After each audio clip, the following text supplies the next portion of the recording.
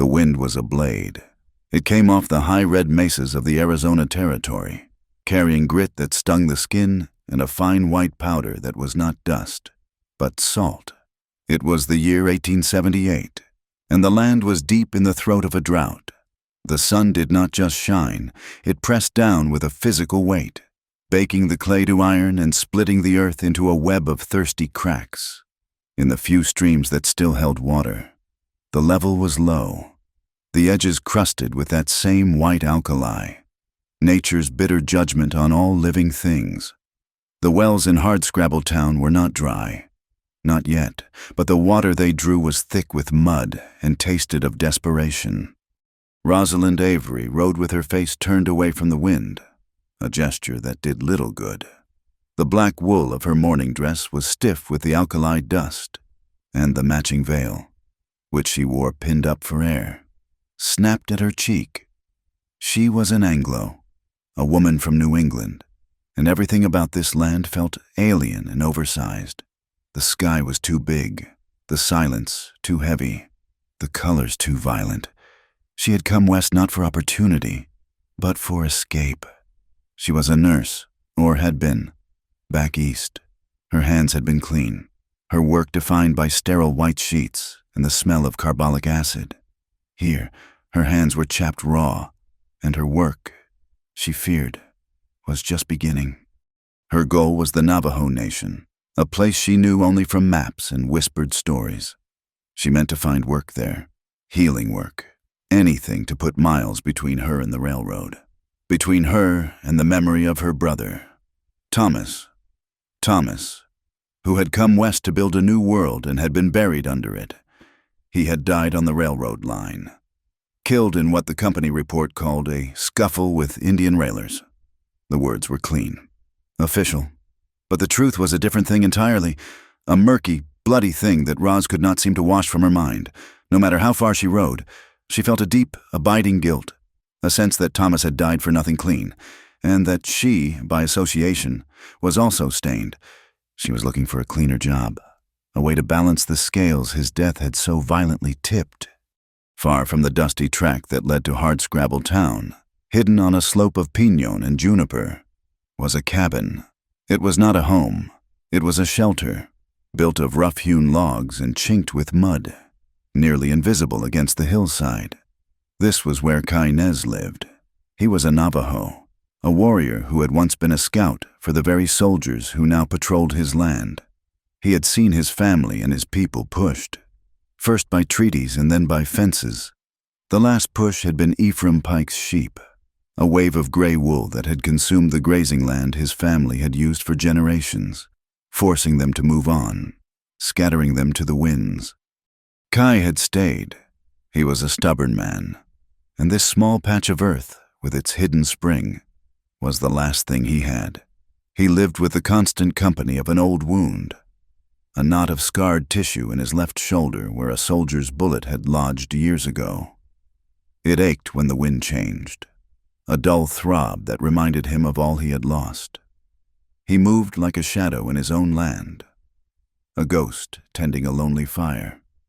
The town that sat between them, Hardscrabble Town, was little more than a dozen clapboard buildings leaning against each other for support.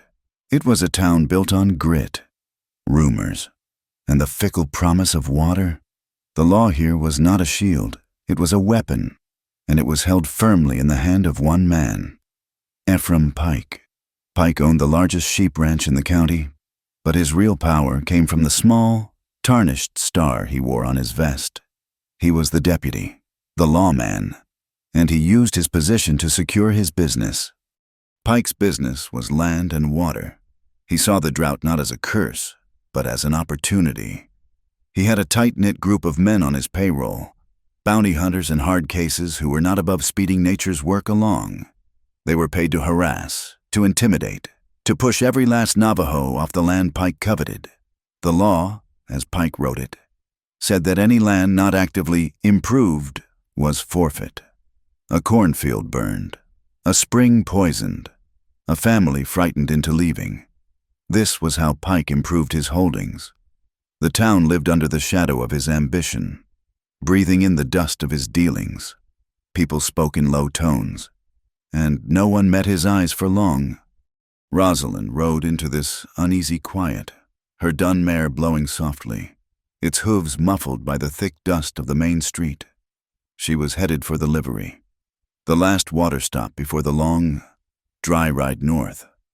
She needed water for her canteen and grain for the horse, and perhaps a hot meal that she did not have to cook herself over a sagebrush fire. As she swung down from the saddle, her muscles protesting, she felt the eyes of the town on her. A woman alone, in black, was a curiosity. A woman alone, in black, heading north toward the nation, was a problem.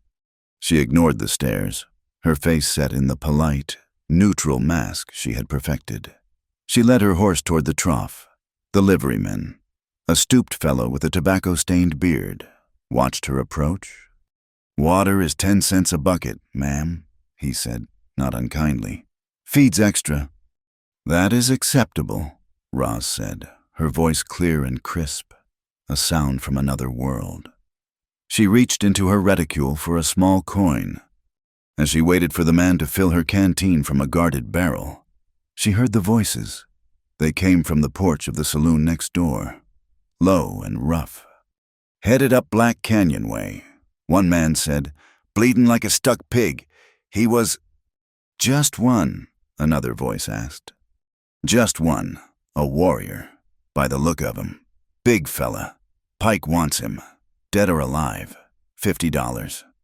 Rosalind's hands tightened on her horse's reins.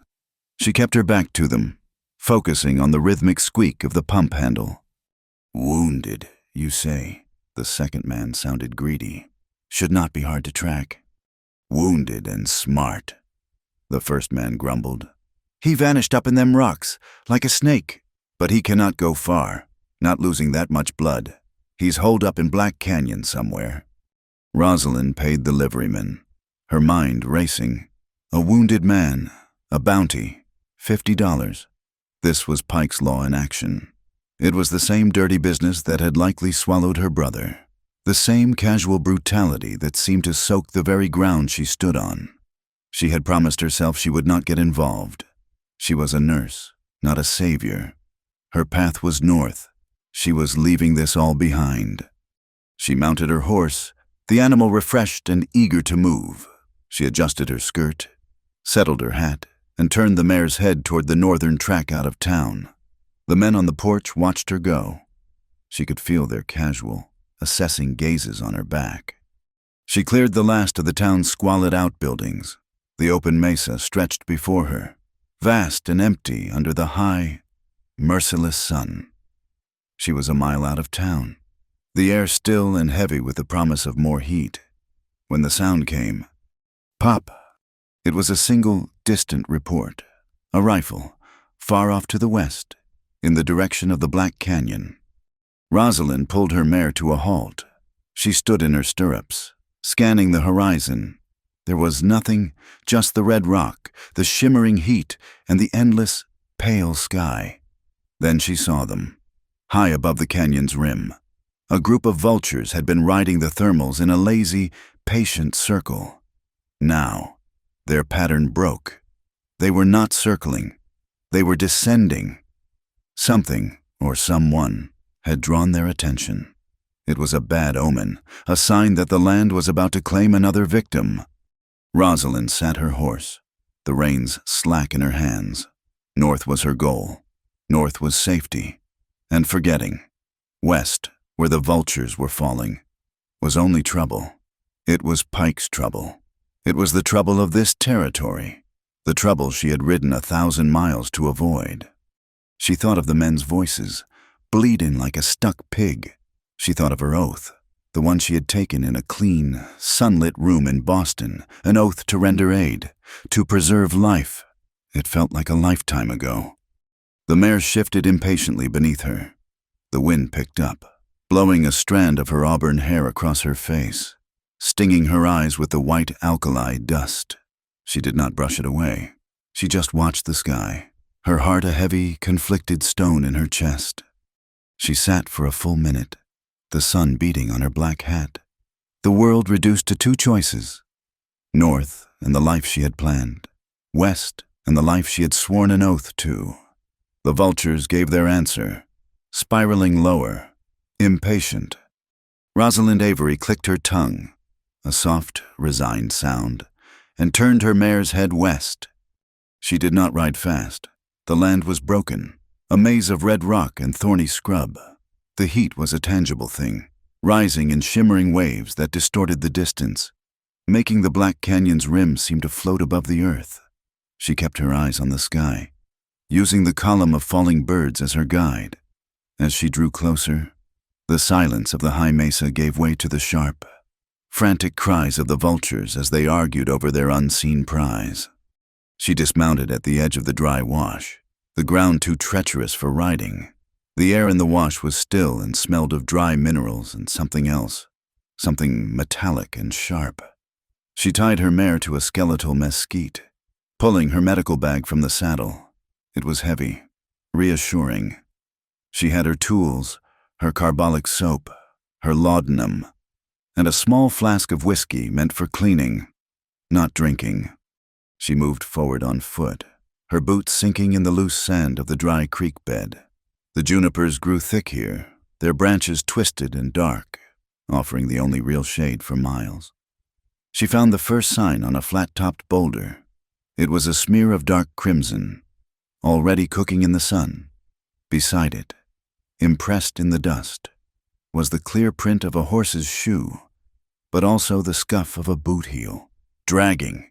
He was on foot now, and he was losing blood. She followed the trail into the tangle of juniper. It was a slow, agonizing path, marked by more splatters of blood and the broken branches of a man forcing his way through. She was a nurse, not a tracker, but this was a language she understood. This was the language of injury. She found him. He was not a raider, not a faceless Indian from a company report. He was a man. He was slumped at the base of a sandstone pillar, half hidden by the shadows.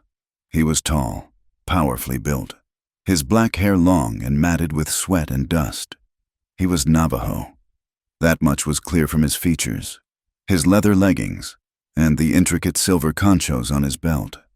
He was bleeding from his left shoulder, a dark, pulsing stain that had soaked his cotton shirt and the earth beneath him. A quick, professional glance told her it was bad.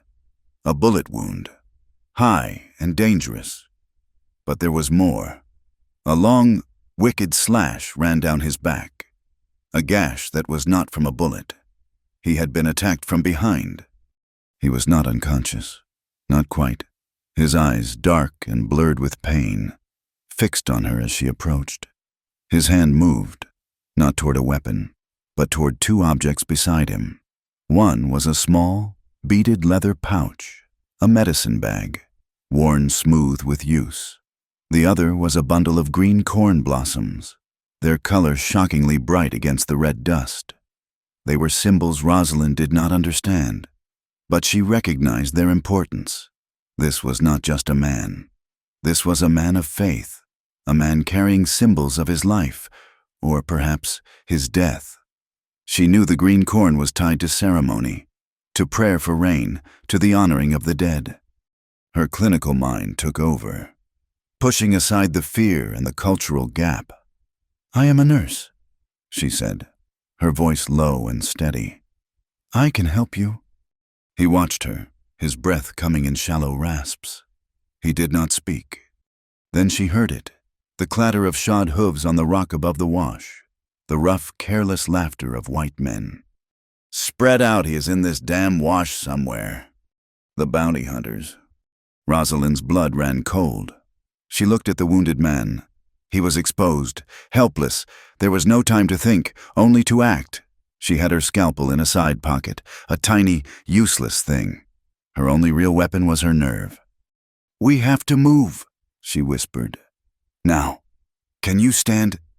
His eyes told her he could not. She looked around, frantic. To her right, a narrow cleft in the rock, barely wide enough for a man.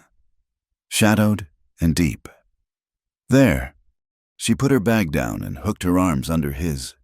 taking his good right arm and slinging it over her own shoulders. "Help me," she grunted. He tried.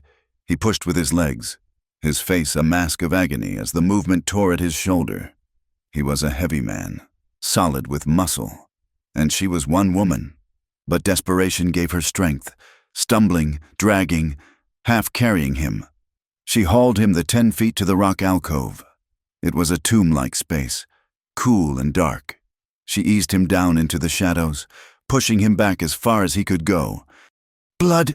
The blood trail!" she hissed, more to herself than to him. She ran back out, grabbing her medical bag.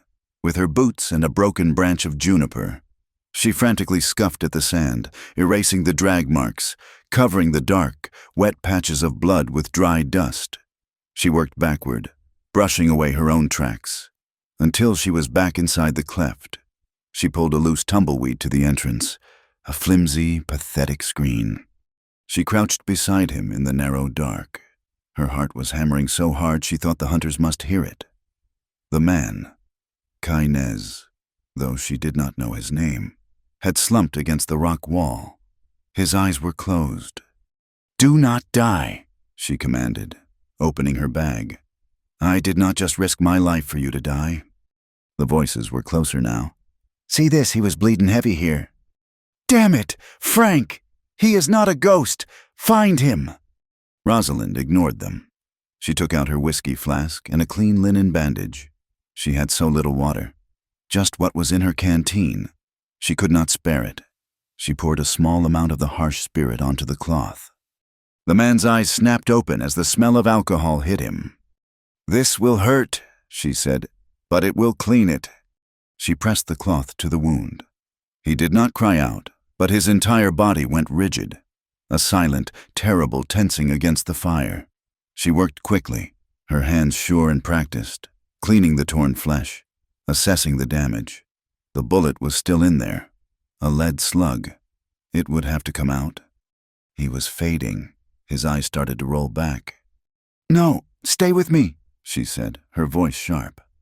He focused on her face, his gaze intense even through the haze of pain. He said one word, a soft, guttural sound. "Don't let them see." He said it again, more urgently. "Don't let them see! Don't let them see!" Then his head fell back against the stone, and he was gone, lost to unconsciousness. As she looked at his face, the strong line of his jaw, the high cheekbones, she realized something. The company report, the one she had read until the paper cracked, had described her brother's killer. A short, stocky brave, face marked by pox. This man was tall, and his face, though streaked with dirt and blood, was clear. He was not the man who had killed Thomas. A stone of certainty settled in her chest. This was not her brother's murderer. This was just a man, a wounded man, and she would not let him die. Outside, the hunters were growing frustrated. "He is gone, vanished." "He did not vanish, you fool. Look." A pause. Rosalind held her breath. "What is this, some kind of green flower?" Rosalind's heart stopped. The corn blossoms. One must have fallen. "Indian truck," the other man spat. "Means he is close. Find him. Pike wants him, and I want that $50. You remember what he said? Any man, woman, or child caught helping one of these reds, they hang right alongside him." The threat hung in the hot, still air. It was meant for the wounded, but it landed on her. They were close, just yards away from the tumbleweed screen. She could smell their sweat and the sour odor of their horses. She looked down at the unconscious man. She looked at his beaded medicine bag, and at the few remaining green blossoms clutched in his hand. She was now the anyone they were talking about. She was harboring him. Slowly, carefully, she placed her hand over his, her fingers brushing the soft leather of his bag and the cool, damp petals of the corn. This was no longer about an abstract oath taken in a clean room. This was about the man in front of her. She made a new vow, a silent, binding promise to this man and his fallen flowers. She would get him to safety. She would do it before the sun went down. The hunters eventually moved on, their curses fading as they followed the wash uphill, looking for a trail that was no longer there. Rosalind waited until the silence was absolute, broken only by the man's labored breathing. She let out a breath she did not know she was holding. They were safe. For now. She went to work. The bullet had to come out. She needed water to wash her hands, to clean her instruments. She used a precious quarter of her canteen, the water splashing wastefully on the dusty rock floor. The bullet was deep, lodged against the shoulder blade. It was a bloody, brutal business, performed in the dim light of the alcove with a scalpel and a pair of forceps. But she got it. She held the misshapen piece of lead in her palm, her hands shaking, not from fear, but from the exertion. She stitched the wound closed, her needle flashing, and then turned to the gash on his back. She cleaned and bandaged him as best she could. She had used almost all her bandages, and her water was nearly gone. A new sound brought a fresh wave of fear, a high, distressed whinny. Her mare. She crept to the mouth of the alcove, peering through the tumbleweed. The hunters were gone, but one of them had left a parting gift. Her dun mare was limping, favoring her right foreleg. As Roz watched, the horse shook her head, and Rosalind saw the dark, wet line of a fresh bullet graze along her flank. They had not seen the horse, not clearly, but they had seen movement, or heard a sound, and had fired carelessly into the bushes. Rosalind's path north was gone. Her horse was injured, her water was gone, and the road back to Hardscrabble Town, back to Ephraim Pike's law, was now closed to her forever. She was trapped in the canyon, with a dying man, and the vultures were still circling. The sun was a hammer, driving her into the dry earth. Rosalind looked from the wounded man, unconscious in the alcove, to her limping mare. The mare, at least, was a problem she could partially solve. The graze was ugly, but not deep. The real issue was the horse's leg. She had likely strained it in the panicked jump when the bullet struck. Her canteen was almost empty, just a few mouthfuls left. She was trapped. She went back to the man. His breathing was shallow, his skin hot and dry. Fever was setting in. If she left him here, the hunters would not find him. The vultures would. And if she stayed, they would both die of thirst. "You have to wake up," she said, shaking his good shoulder. "Where do you live? Is there water?" His eyelids fluttered. He groaned, a sound deep in his chest. "Listen to me," she said, her voice desperate, leaning close to his ear.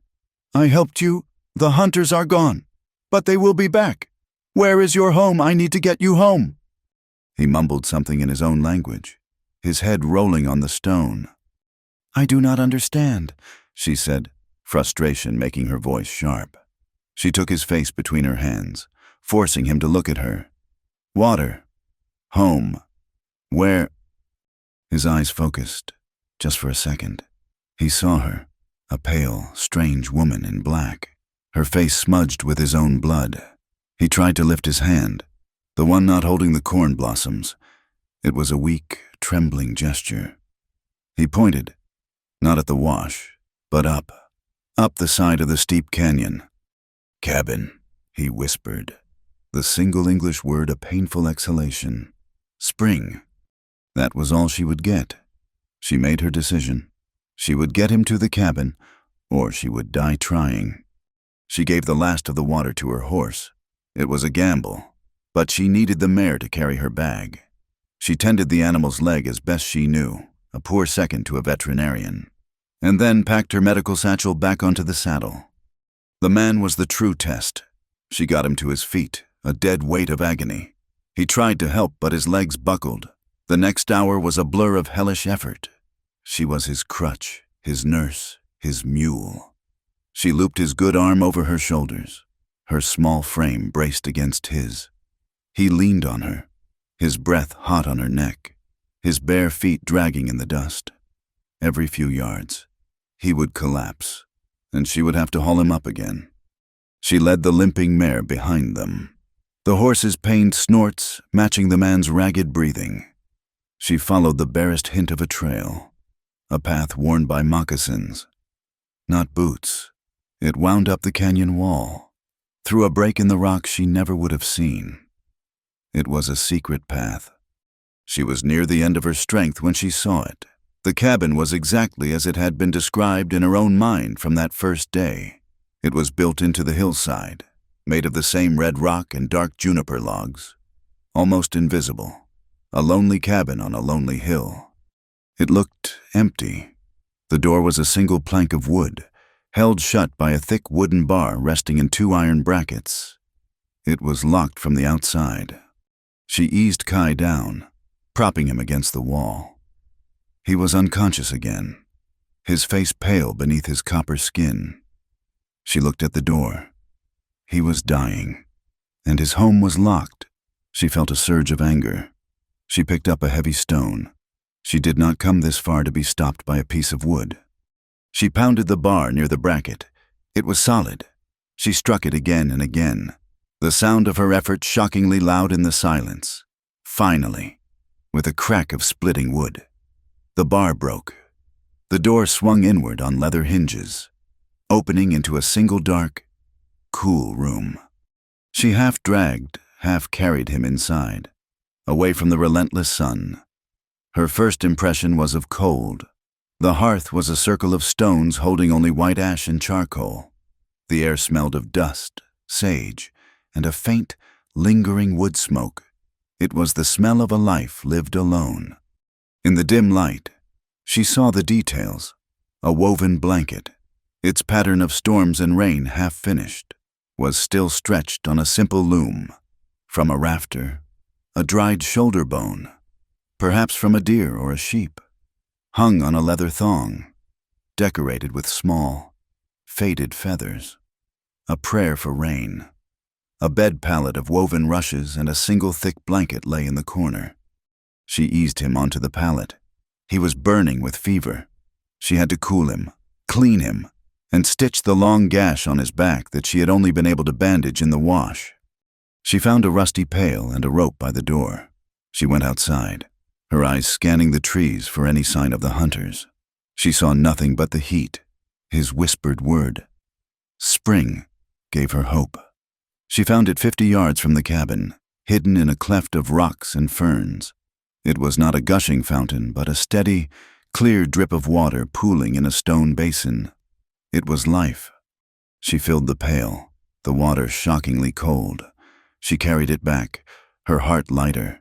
She built a small, careful fire in the cold hearth, using the dry kindling stacked beside it.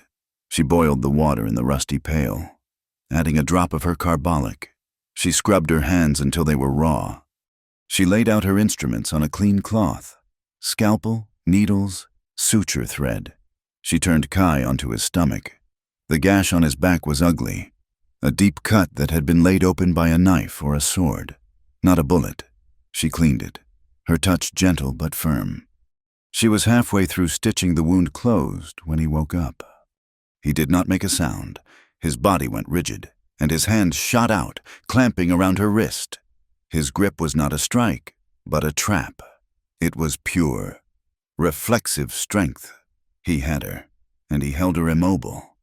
Rosalind froze. The needle was still in her other hand. She did not scream or pull away. She just stopped, her heart in her throat. His eyes were open, but they were wild with fever and disorientation. He was a cornered animal, seeing an enemy. "Be still," she said, her voice perfectly calm, the voice she used on frightened patients in the hospital. "I am helping you. The wound on your back is deep. I am closing it." He stared at her. His gaze moved from her face to her hand, held fast in his, and then to the needle in her other. He was processing the words, the situation. He saw her medical bag, the bandages. The fire in his eyes softened, replaced by a profound, weary confusion. His grip did not loosen, but it did not tighten.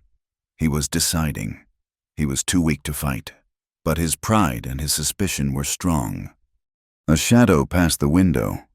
Rosalind's head snapped up. Kai's eyes followed hers. The shadow was followed by another. 2 riders. They were at the edge of the trees, dark silhouettes against the bright, searing sky. The bounty hunters. "Do not move," Rosalind whispered, her voice barely audible. She did not know if he understood, but the urgency in her tone was universal. Slowly, she reached up with her free hand, the one with the needle, and pointed. Kai's gaze followed her finger. He saw the riders. His grip on her wrist tightened, not in anger, but in shared alarm. She had to get to the fire. "Let me go," she whispered. "The fire! They will see the smoke." He released her. His hand fell back to the pallet, limp. Rosalind moved in a silent rush. She grabbed the pail of water and doused the small fire. It died with a hiss, plunging the cabin into smoky darkness, the smell of wet ash sharp in the air. She crept to the window, the only opening besides the door, and pulled the rough burlap curtain across it. She stood in the dark, her back pressed to the log wall, her heart hammering against her ribs.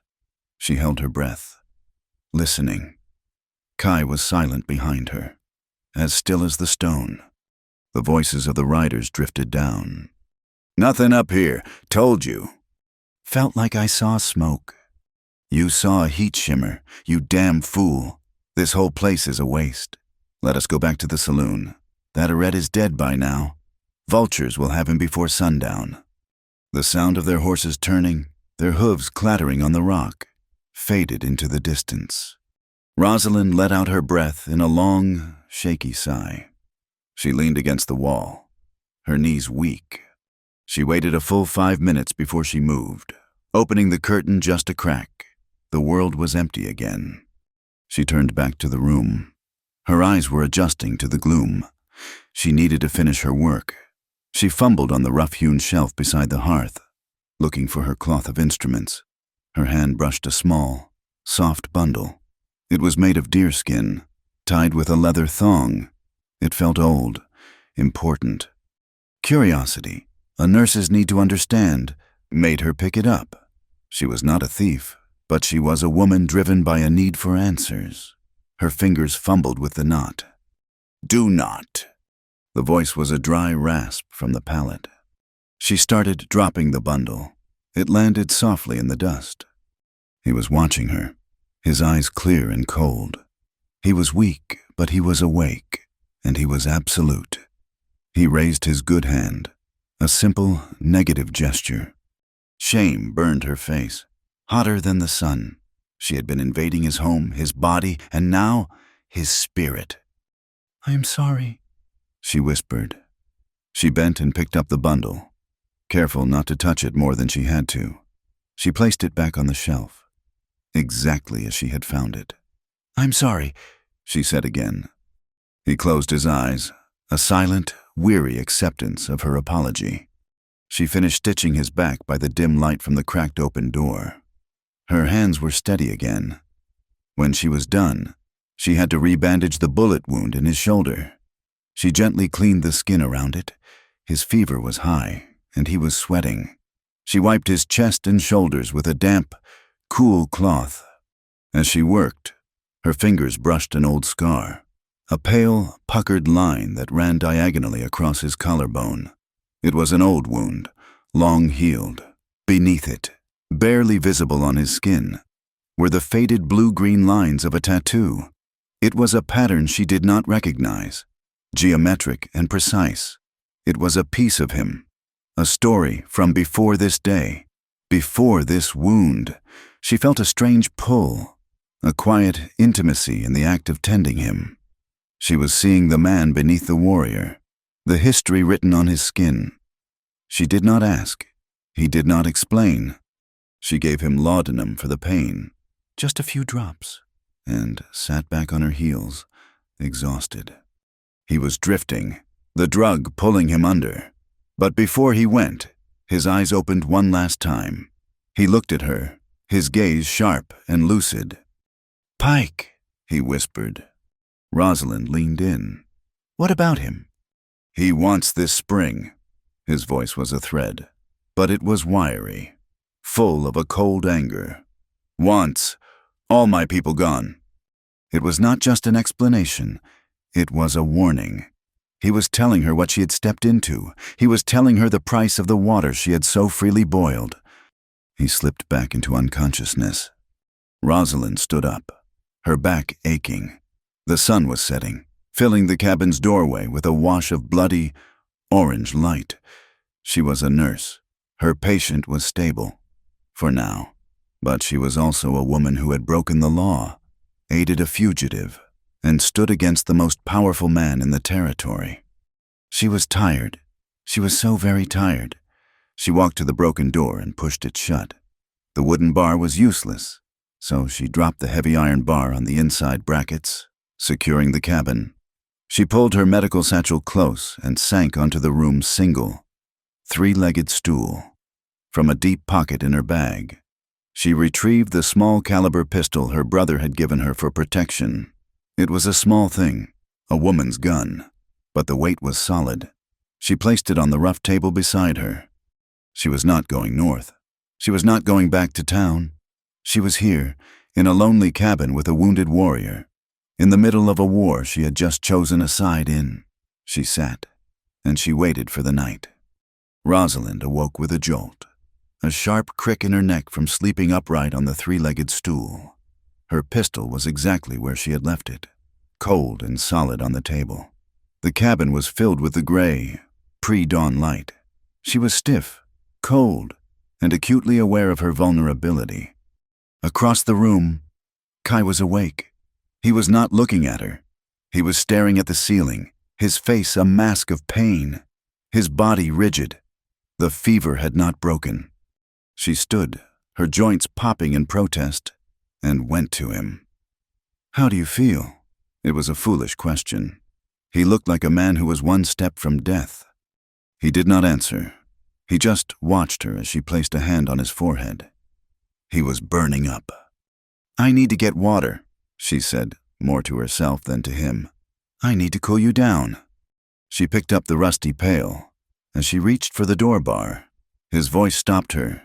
It was a rasp, barely louder than the wind. "No." She turned. "I have to... the spring."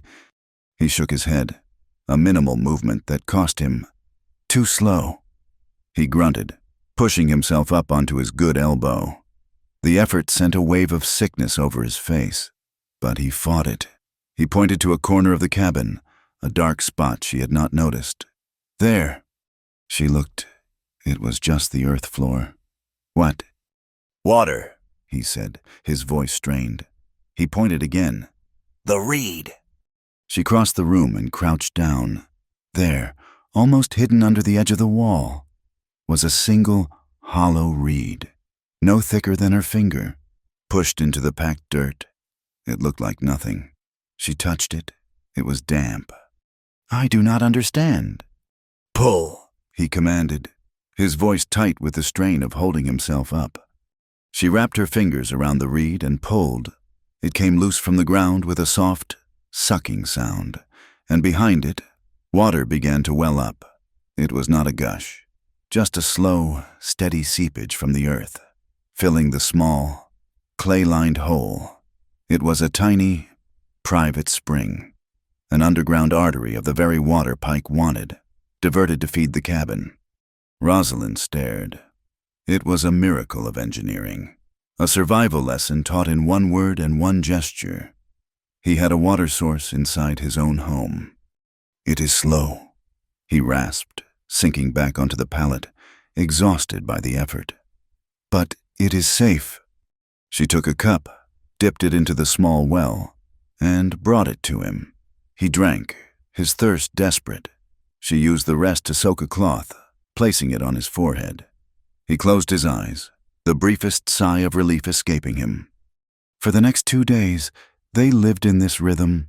The fever raged, and Roz fought it with cool water and the last of her quinine powder. She cleaned his wounds, marveling at his body's resilience. He was strong, and he was a fighter. On the 3rd day, the fever broke. He woke, his eyes clear for the first time. He was weak, but he was himself. The silence between them was thick, broken only by the necessities of nursing. But now, with the fever gone, the silence changed. It became the silence of two strangers who had been through a battle together and did not know what to say next. He watched her clean her instruments, boiling the needles and scalpel in the rusty pail over a tiny, smokeless fire of juniper wood. "You waste nothing," he said. His voice was stronger. "I was taught that a clean tool is the difference between life and death," she replied, laying the sterilized instruments on a cloth. "Infection is a killer." "We use fire," he said, "and the river." "Fire is good," she agreed, "but boiling is better. And this," she held up her small bar of carbolic soap, "is best of all, for your hands, for the skin, before you touch a wound." He nodded, absorbing the information. "You are a good doctor." "Just a nurse," she said, packing her things. "And you are a good patient. You did not move." "I was tied," he said, a flicker of humor in his dark eyes. "You were not," she said, smiling faintly.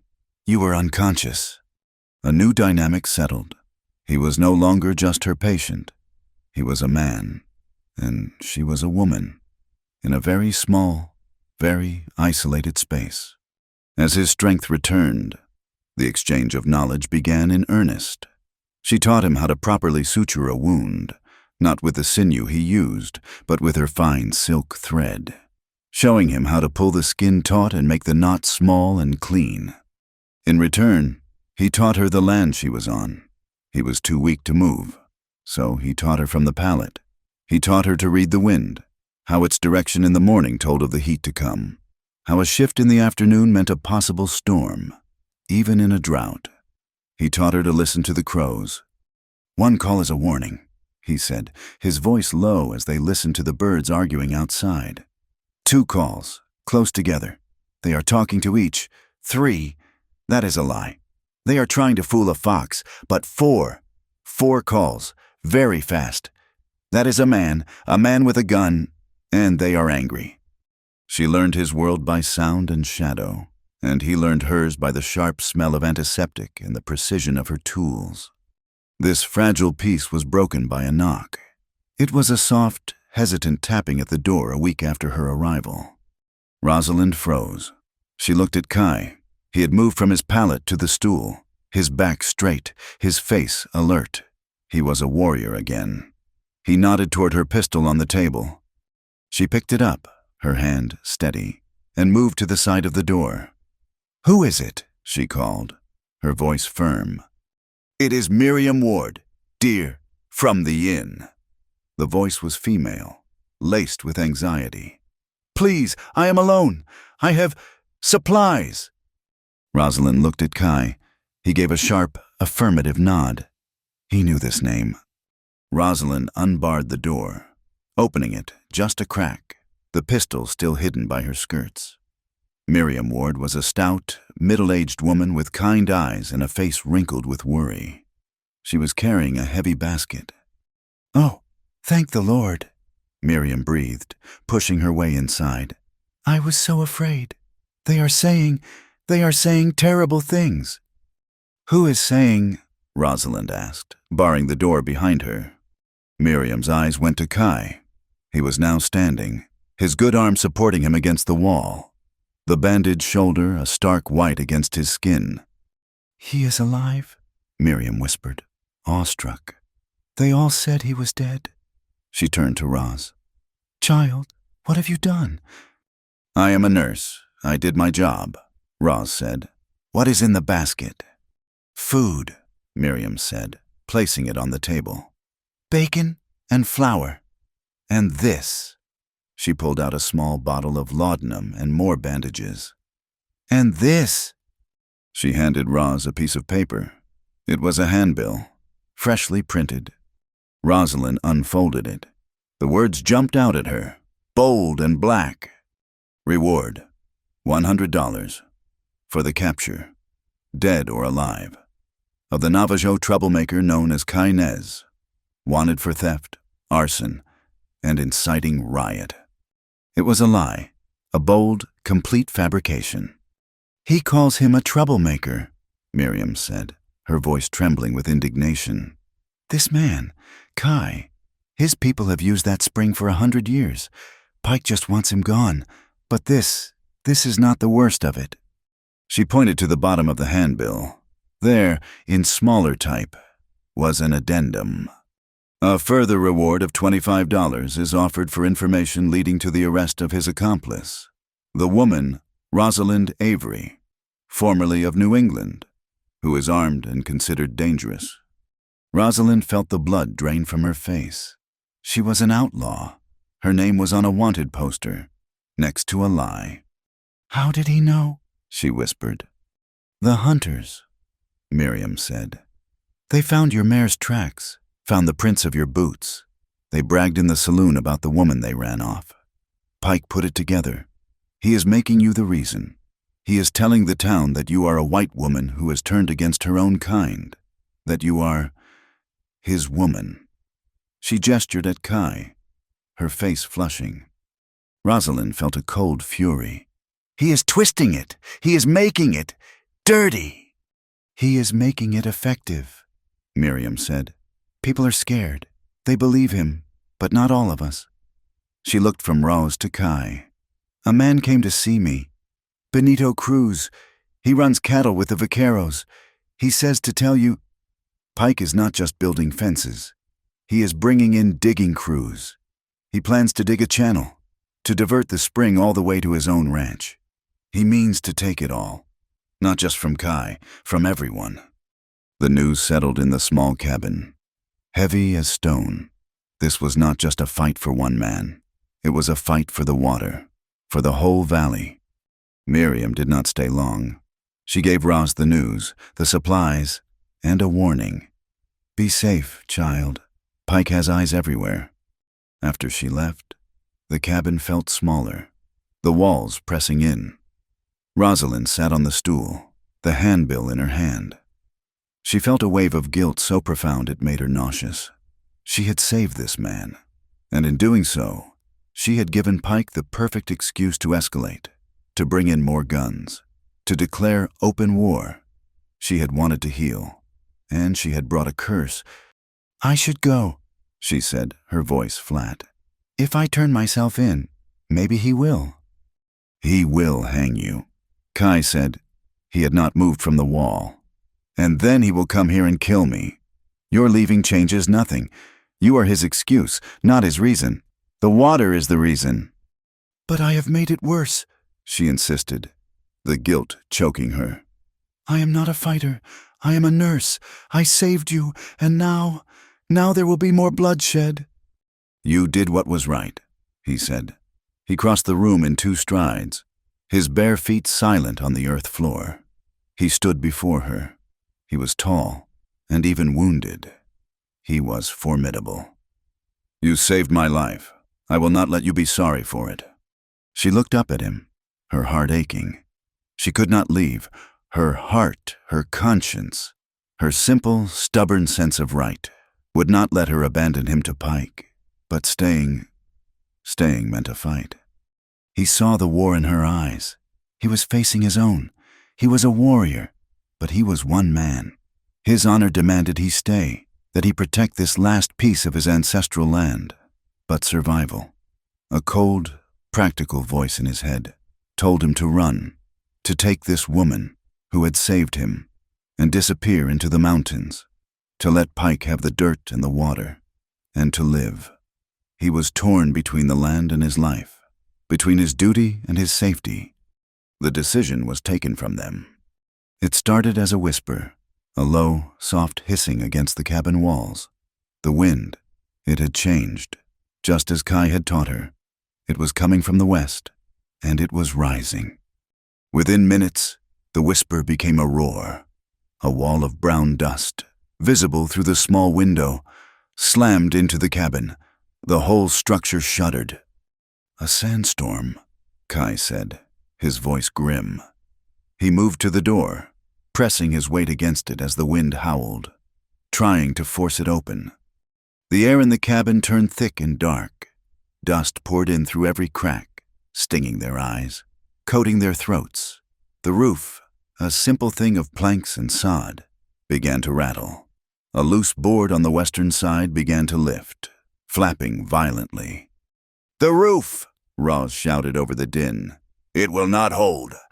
A gust of wind tore the burlap curtain from the window, and with a sharp crack, the glass pane shattered inward, exploding in a spray of dust and broken glass. The storm was inside. It was tearing their shelter apart. "Help me!" Kai yelled. He was at the wall, reaching up, trying to hold the flapping roof board with his good arm. It was too high, and he was too weak. Rosalind grabbed the heavy table and dragged it across the floor. "Climb!" He put his foot on the table, using the wall to haul himself up. He grabbed the beam, his muscles straining, his face pale. He was not strong enough. "I cannot hold it," he grunted, the board fighting him. Rosalind climbed onto the table beside him. She was not tall enough to reach the beam, but she could reach him. She put her shoulder under his injured one, bracing him, adding her strength to his "Now!" Together, they pushed. He was the muscle. She was the support. He groaned, the movement agony for his healing shoulder. But he did not stop. She pushed upward, her own muscles screaming, her feet sliding on the dusty table. They were two people, from two different worlds, holding up a single roof against the chaos. The board slammed back into place. "The rope!" he yelled. "By the door!" She jumped down, found the coil of rope, and tossed it up to him. He looped it, one-handed, around the beam, securing the loose plank, his knot swift and sure. They collapsed, side by side on the table, covered in dust, breathing the thick air. The storm still raging around them. They had held. The cabin was secure. The storm blew itself out by sunset. It left a new world, scoured clean and buried in inches of fine red sand. The air was cool and clear. They cleaned the cabin in silence, sweeping out the sand and the broken glass. Rosalind boarded up the window with a piece of wood, plunging the cabin into near darkness. That night, as she sat on her stool, he did not go to his pallet. He sat at the table, across from her. He was holding something in his hand. He reached up, not to the rafter where the rain prayer shoulder bone hung, but to an empty peg beside it. He hung a simple string of blue-green turquoise beads. They were small, imperfect stones, but in the dim light, they seemed to glow with a life of their own. Rosalind watched him, her hands clasped in her lap. He looked at her, his dark eyes meeting hers, and there was no more war in them, only a quiet certainty. "For the cabin," he said, his voice soft. "To remember who saved my life, and who held the roof." The quiet of the post-storm world lasted exactly 2 days. It was a fragile peace, marked by the new rhythm of their coexistence. The cabin was no longer just his shelter. It was their shared ground. Rosalind had tended to her mare's leg, and the horse was now recovering in the small, brush-corralled pen Kai had built years ago. He was stronger, his wounds knitting with a speed that amazed her. He moved with purpose, his good arm doing the work of two. The peace was broken by the sound of iron on rock. Not one horse, many. Rosalind was at the hidden spring, filling the pail.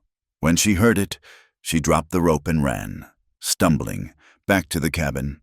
Kai was already at the boarded-up window, peering through a small crack. His face was granite. "Pike," he said. The one word was all the warning she needed. "How many?" she asked, her voice low, moving to grab her medical bag. 10, maybe 12, he said. "Not hunters. These are hired guns. He has a man with a looking glass." "A surveyor." Rosalind's blood ran cold. This was not a raid. This was an annexation. "Stay inside," Kai commanded. "No," Rosalind said, her voice sharp. She was not the same woman who had ridden into the canyon. "He put my name on that paper. I will not hide while he steals your land and my reputation. I am standing with you."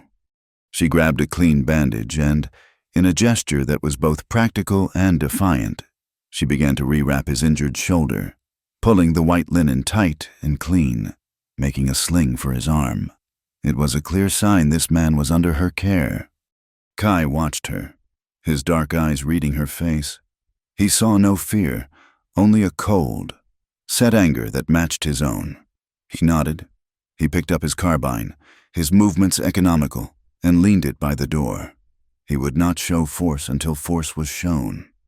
They stepped out of the cabin together, blinking in the bright morning sun. Ephraim Pike was not with the main group, who were already driving wooden stakes into the ground around the spring, but was sitting on his horse on the rise above. Watching, he was a big man, broad in the chest, his face protected from the sun by a wide-brimmed hat. He wore his deputy's star pinned to a thick leather vest. He looked, Rosalind thought with a chill, like the law. He rode his horse down to meet them, stopping a dozen yards away. The other men stopped their hammering, their hands moving to the rifles slung on their saddles. "Well," Pike boomed, his voice full of false heartiness. "Look what the wind blew in. I see you found your wounded stray, ma'am." "This is Kai Nez," Rosalind said, her voice clear and carrying. "And this is his home. You are trespassing." Pike laughed. It was a sound like dry rocks falling. "This, ma'am, is unclaimed land. As per the Preemption Act of 1841, my men and I are surveying a new water channel for the good of the territory. This spring is a public resource. We aim to make it more public. This spring belongs to his people," Rosalind stated.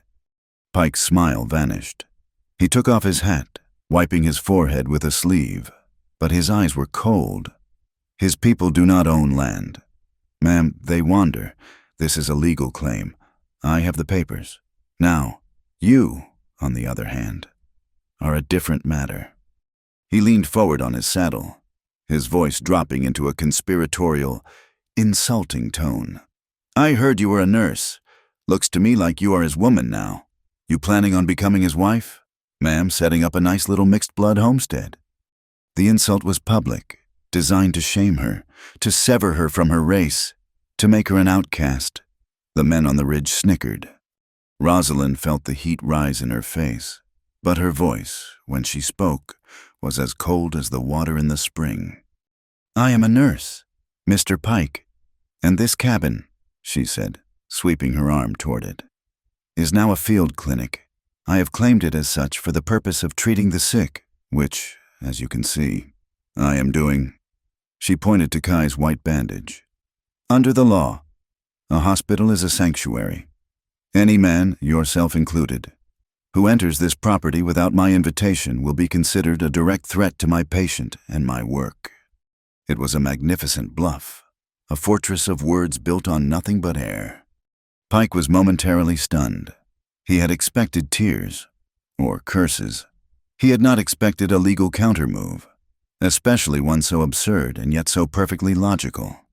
Before he could respond, Kai stepped forward, his bandaged arm a stark contrast to his dark skin. He did not look at Pike. He looked at the land, at the stakes his men had driven. "My ancestors are buried on this hill," he said, his voice low and resonant, carrying further than Pike's boom. "This water fed them. This water feeds me. You are not taking it." The standoff was absolute. Pike, the lawman, against a nurse and a wounded warrior. He had the guns, but they had the moral ground, and he was, for the moment, standing on it. Pike's face darkened. He put his hat back on, pulling it low. "A clinic," he said, tasting the word. "Fine, you can have your clinic, but a clinic needs supplies. It needs food, and I find myself in charge of the road." He turned his horse. "You men," he yelled, "get the gear. We are moving back." He looked back at Roz, his eyes glittering.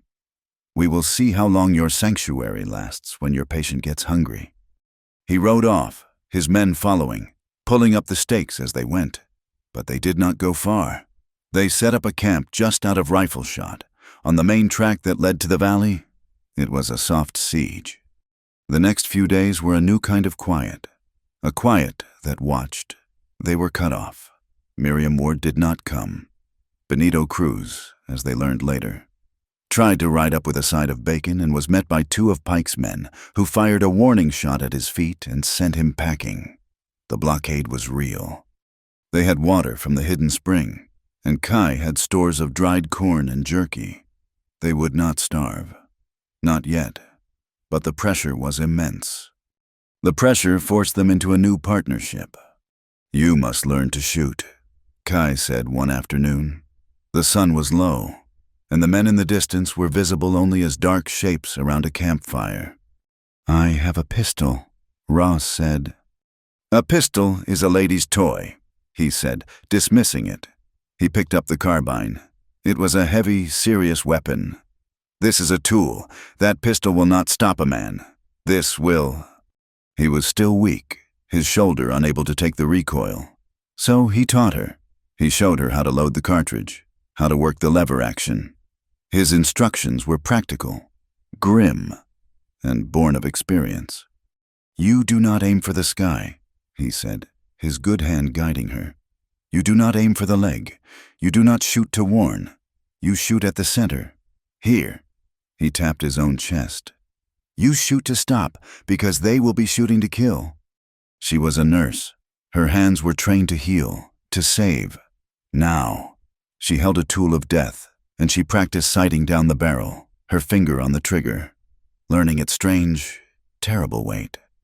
2 nights later, her training was tested in a different way. A scraping sound at the door, like a small animal, woke them both. Kai had the carbine in his hand before his eyes were fully open. "Do not shoot," a voice whispered from outside. In Navajo. Kai relaxed, but only slightly. He spoke back in his language, a low question. A quiet answer came. He unbarred the door. A man and a woman slipped inside, shadows in the moonlight. They were Navajo. The woman was carrying a child wrapped in a blanket. The child was making a terrible sound, a wet, rattling gasp for each breath. "He is sick," the man said, his eyes desperate, looking at Kai. "He needs her," Kai said, pointing to Roz. The woman looked at Roz with fear. A white woman. The one from the wanted poster. "Pneumonia," Roz said, ignoring the fear. She had heard that sound in the charity wards in Boston. It was the sound of lungs filling with fluid. "Put him on the pallet, near the fire." She lit the lamp, her hands moving quickly. "Boil water, as hot as you can." For the next 4 hours, she did not just work, she taught. She showed Kai and the child's parents how to make a steam tent with a blanket. She used her last bit of quinine, and a poultice of mustard and flour she instructed the mother to make. "You must listen," she said to Kai, pressing his ear to the child's small back. "Hear that is the water. You must pound his back, here and here, gently, but firmly, to break it up." Kai, the warrior, learned to tap the child's back with a rhythm, his large, rough hand surprisingly gentle. He was learning her medicine, just as she was learning his. The child's parents left before dawn, the small boy breathing easier, his fever down. They left a gift, a pouch of dried herbs and 2 fresh rabbits.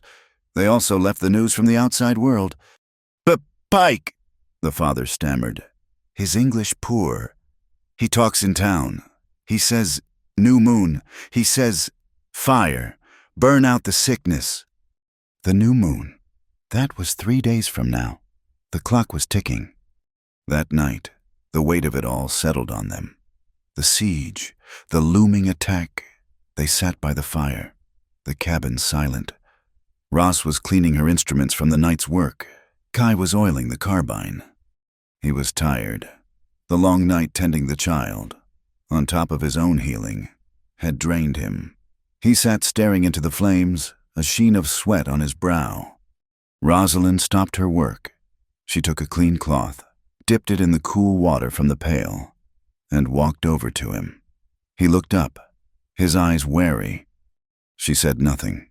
She gently reached out and wiped the grime and sweat from his forehead, her touch as practiced and impersonal as a nurse's, and yet it was the most personal thing she had ever done. He closed his eyes for a moment, accepting the simple human comfort. She sat on the stool beside him, not on her own, separate one. They were shoulder to shoulder, their arms not quite touching, but sharing the same small space by the fire. "My brother," she said, her voice very low. "Thomas, he was not a fighter. He came here to build things. He believed in this new world. He thought the railroad was a line of progress." Kai was silent, listening. "The company said he was killed by raiders, but I think he was just in the way. Like that child, like you, just in the way of someone's greed." She looked at the fire. "I was so angry. I think I came out here to hate, but I do not hate you."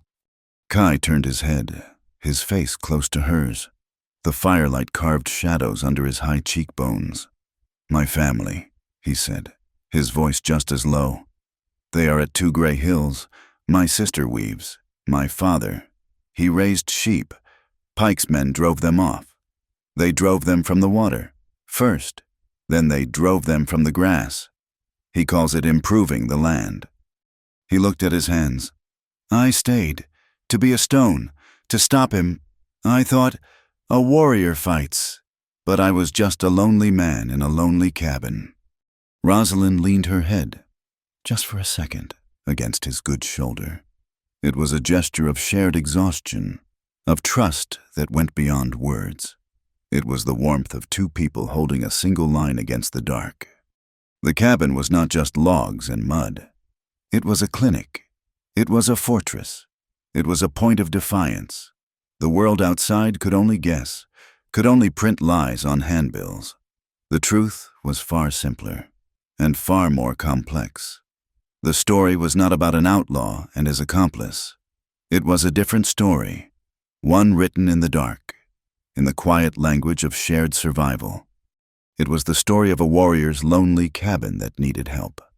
She had arrived, bearing not a gun, but a needle and thread. She had come to heal a wound, and in doing so, had begun to heal herself. She had come seeking an escape and had found a purpose. And in the quiet moments, in the shared tasks of holding off a storm, or a child's death, or a siege, she had gained something she had not even known she was looking for. She had gained an ally, and perhaps, though the word was still too large and too frightening to use, she had gained a home. The warning about the new moon was a lie, or perhaps Pike had simply grown impatient. The attack came 2 nights later, and it did not come with the honor of a declared fight. It began with a smell of smoke. Rosalind was asleep, her head on her arms at the table. When Kai's hand on her shoulder shook her awake, the cabin was pitch black, but his voice was a low, urgent hiss. "Fire!" She was on her feet instantly, her mind leaping from sleep to high alert. The smoke was not from their hearth. It was acrid, oily, the smell of burning juniper and something else, something foul.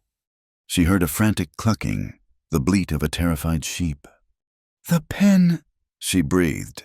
He had set fire to their animals. Kai was already at the door, the carbine in his good hand. He did not unbar it. He moved to the small crack in the boarded window. "1 man," he whispered, his body tense. "He is running back to the ridge." The sky outside was no longer black, but a sickening, flickering orange. Roz felt a wave of helpless fury. Her mare, his few sheep. "He wants us to come out," Kai said, his voice a low growl. "He wants us to run into his guns to save the animals." "My horse," she said, her voice shaking. "She is smart. She will break the fence," he said, but his voice lacked conviction. He turned from the window, and his eyes fell on the small, hidden well in the corner. Then he looked at the far wall, where his digging tools leaned. He had not been idle during the siege. "He wants fire," Kai said, a new, cold tone in his voice. He will have water. He grabbed a shovel in the corner of the cabin, opposite the spring. He began to dig, his movements fast and powerful. He was not digging a hole. He was breaking a wall. Rosalind did not understand until he broke through the packed earth and a channel of dark, wet mud spilled out. He had spent the last 2 days digging a small trench, a channel from their hidden spring, leading it under the cabin wall, aimed like a weapon toward the slope. "The pail," he commanded. "At the spring." She ran, filling the pail from the slow, steady seep. He took it from her and poured it down the new trench. It was not enough. Again. She ran back and forth, her lungs burning from the smoke, filling the pail, dumping it into his new channel. He was working with the shovel, guiding the small stream of water, which was now mixed with thick mud. It was a desperate, insane piece of engineering. He was building a firebreak, a wall of mud, in the dark, while his animals burned. Then she heard a scream. It was not an animal. It was a man. Kai froze. He looked at the window. He did not run. He whispered, "He is trapped." The man who had set the fire had been too successful. The dry brush of the corral had gone up like tinder, a wall of flame that had leaped and trapped him against the rocky hillside. "Help me," the man shrieked. "I am burning." Kai looked at Roz. His face was a hard mask in the firelight. This was his enemy. Rosalind grabbed her medical bag. "I'm going." "Rosalind, no, it is a trap." "I am a nurse," she said, her voice shaking but absolute. "He is a patient. You dig, I will go." She unbarred the door and ran out into the choking smoke. The heat was a solid wall. She saw him, a dark shape rolling on the ground, his clothes on fire.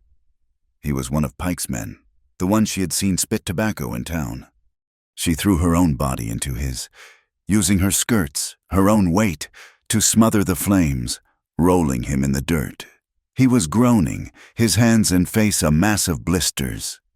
Behind her, she heard a sound like a small dam breaking. Kai had finished. The water from the spring, guided by his trench, hit the burning brush with a great hiss. It was not enough to put out the fire, but it was enough to create a barrier of steam and mud, to stop the flames from spreading to the cabin itself. Her mare, wild-eyed with terror, burst through the weakened fence and galloped into the darkness. Rosalind turned her attention back to the man. His breathing was shallow. He was in shock. "Do not move," she commanded. "I can help you." "Why?" he moaned, his voice thick with pain.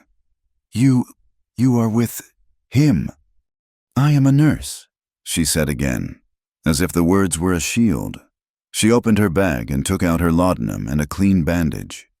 "My oath does not pick sides." She was tending his burns when the cabin door opened again. It was not Kai. It was Miriam Ward. She was breathless, covered in dirt, her face pale with terror. She was not alone. Benito Cruz was with her, his arm around her, his face grim. "We saw the fire," Benito said, his voice low and fast. We thought he was burning you out." "Miriam?" Ross said, her mind reeling. "How did you get here?" "Benito," Miriam gasped, leaning against the cabin. "He created a diversion, set a small fire on the far ridge, pulled the guards away. I had to come. I have this." She was not carrying food. She was carrying a leather satchel. From it, she pulled a set of folded papers, official-looking, with a blue ribbon. "I went to Prescott," she said, her voice a torrent. "I took every cent I had. I talked to a clerk, a man who hates Pike. He remembered your name, Avery, from the railroad." Rosalind stood up, leaving the groaning man on the ground. "What about the railroad?"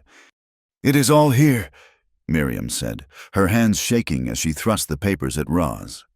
"It is a deposition, a copy, from a man on your brother's crew." Rosalind took the papers. Her hands were covered in soot and the burned man's plasma.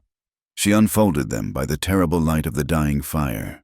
She read, the words blurred, then sharpened. It was a confession, a drunkard's story, written down by a sober clerk, a dispute over grazing land, a new flock of sheep that Pike's foreman was running, and the railroad crew, Thomas, her brother, had argued. He had told the foreman he was stealing. The foreman, the report said, had shot him. It was a mistake, a shot fired in anger, in the middle of a brawl. And then, the worst part, we blamed the Navajo. The deposition read. It was easy. No one asks questions when you blame the Navajo. The ground did not fall out from under Rosalind. It solidified. The great heavy stone of guilt she had carried for a year. The guilt that she was betraying her brother's memory. The guilt that had poisoned her every action. It did not just lift, it vanished. It had never been real. It was replaced by a clarity so cold, so pure, it was like a shard of ice in her heart. She was not a traitor. Her brother had not been killed by a savage.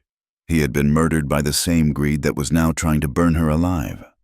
She looked at Kai, who had come to stand at the edge of the firelight, his shovel in his hand, his face streaked with mud and sweat. He was watching her, his dark eyes knowing. She had not been able to name the feeling she had for him. It was respect. It was gratitude. It was partnership. Now, as the last of her old life burned away, she knew what it was. It was love. It was not a soft, Eastern kind of love. It was this, standing on scorched earth, between a wounded enemy and a man who would dig a river in the dark for her. It was a love born of truth. He lied, she whispered, the papers crushing in her fist. Of course he did, Kai said, his voice soft. He breathes lies. Their moment of revelation was broken by a shot. The shot did not come from the ridge. It came from close by. Benito Cruz, who had been standing guard by Miriam, gasped and crumpled to the ground. Benito! Miriam screamed. Pike. He had not been fooled by the diversion. He stepped out from the shadow of the rocks, his pistol still smoking. 2 of his men were with him. Well, Pike said, his voice shaking with rage. The fire was not what he had planned. This is a tidy little party. The innkeeper, the Mexican, and the happy couple. He pointed his gun at Roz. I gave you a chance, ma'am. I was willing to let you walk away. You murdered my brother, Roz said, her voice dead, without fear. Pike's eyes widened. He had no idea what she was talking about. I do not know what is in that head of yours, girl, but I am ending this. You! He jabbed the gun at Roz. Will come with me, you and the innkeeper. We have questions for you. And him? Roz asked, nodding at Kai. Him, Pike laughed. He is the cause of all this. The trade is simple. Your life for his. Give me the Navajo, Roz, and I will let you and your friends go. Rosalind looked at Benito, who was clutching his leg, blood pouring between his fingers. He was not dead, but he was badly wounded. She looked at Miriam, who was paralyzed with terror. You will not let us go, Roz said. You will kill us all to hide that. She held up the papers. To hide this. Pike's face changed. He saw the papers, and he saw the Prescott seal. He understood. Roz, Kai said, his voice low. No. We are not giving you anyone, Roz said, her voice ringing with the new, cold power.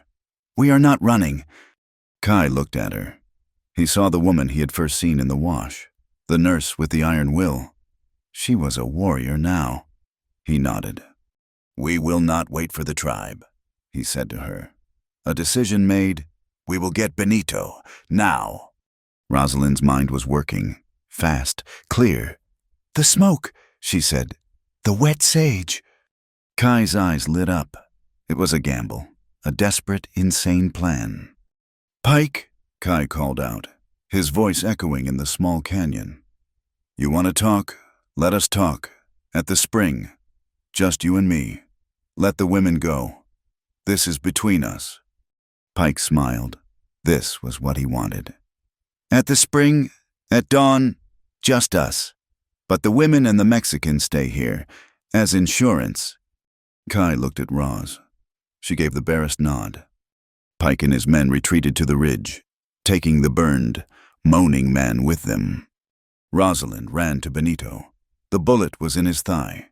She applied a tourniquet, her hands working with speed, her mind already racing past the wound, past the dawn.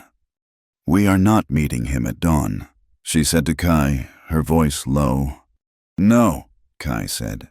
He was already moving, gathering a bundle of wet sage, stuffing it into a pouch. "We are meeting him now." He whistled, a long, low sound. From the darkness, Roz's mare, still spooked, answered with a nervous whinny. "Good girl." Kai whispered. He whistled again. A different note. The horse whinnied, but this time from a different direction. He was throwing his voice, using the canyon walls, a trick he had learned as a boy. "He has 2 men with him." Kai said, "They will be watching the cabin, but Pike will be at the spring. He is an arrogant man. He wants to see my face when he tells me he has won." "Then let us show him." Roz said. She picked up the carbine. Kai, Roz, Miriam, and a wounded Benito were in the cabin. Pike was at the spring, waiting for dawn. The trap was set. A shot rang out. Benito, on the ground, cried out, his hands flying to his leg. He was hit, but he was breathing. The final battle. The one for the water, for the truth, for their lives, was no longer avoidable. It was here. The bullet that struck Benito Cruz was not a pistol shot. It was the sharp, heavy crack of a rifle, fired from the ridge. The sound of the shot was immediately followed by Ephraim Pike's voice, magnified by the canyon walls, slick with a rage that had finally broken loose from its chains. "That was for his leg," Pike roared into the darkness. "The next one is for his heart. Send her out. Kai, send out the nurse." Rosalind was already on the ground beside Benito, her hands pressing hard against the gushing wound in his thigh. "It hit the artery," she said, her voice strained, not with panic, but with focused, clinical anger. "Miriam, press here. Press as hard as you can. Do not let up." Miriam, shaking so hard her teeth chattered, dropped to her knees and put her hands over Rosalind's. "I have it," she whimpered. "Now, Pike!" Kai yelled back, his voice a low growl of pure fury. He stood in the doorway, a shadow, using the cabin's wall for cover. "This is between you and me." "It was," Pike laughed, a terrible, barking sound. "But you brought her into it, and now you get to watch." There was a new sound, a heavy, grinding, metallic rattle from the ridge. It was the sound of something being wheeled into place, something heavy. "What is that?" Rosalind asked, tying a tourniquet with a strip of linen, her movements fast and economical. Kai peered into the blackness of the new moon night. The fire in the corral had died to embers, casting just enough of a red glow to silhouette the men on the ridge. "He has brought it," Kai said, his voice flat, all emotion drained, replaced by a cold certainty. He brought the crank gun. Rosalind had heard of them. Gatling guns, a devastating hand-cranked machine that could tear a man to pieces, or a cabin to splinters, in seconds. Pike was not here to arrest them. He was here to erase them. Benito groaned, his face pale. "He will kill us all." "He will try," Kai said. He looked at Roz. "Miriam, get Benito to the back of the cabin, behind the hearth. It is the thickest part." As Miriam and Roz dragged the wounded man, the darkness was split by a different sound, a low, soft hoot like a great horned owl. Kai, halfway across the room, froze. He listened. The sound came again, from the rocks to the south. It was not an owl. It was a signal. He put his fingers to his lips and whistled, a near-perfect imitation of a canyon wren. An answer came, and then silence. Help had come. They were shadows, 5, perhaps 6, Navajo warriors, materializing from the rocks. They were led by an older man, his face a map of the very canyons they stood in. He moved with a quiet, lethal grace. He slipped into the cabin, his eyes taking in the scene, the wounded man, the 2 women, and Kai, who was breathing a single word. "Hastian," Kai said, "my uncle." "He brings a coward's weapon," Hastian said in Navajo, his eyes fixed on the ridge. He looked at Kai's bandaged shoulder. "And he has already wounded you."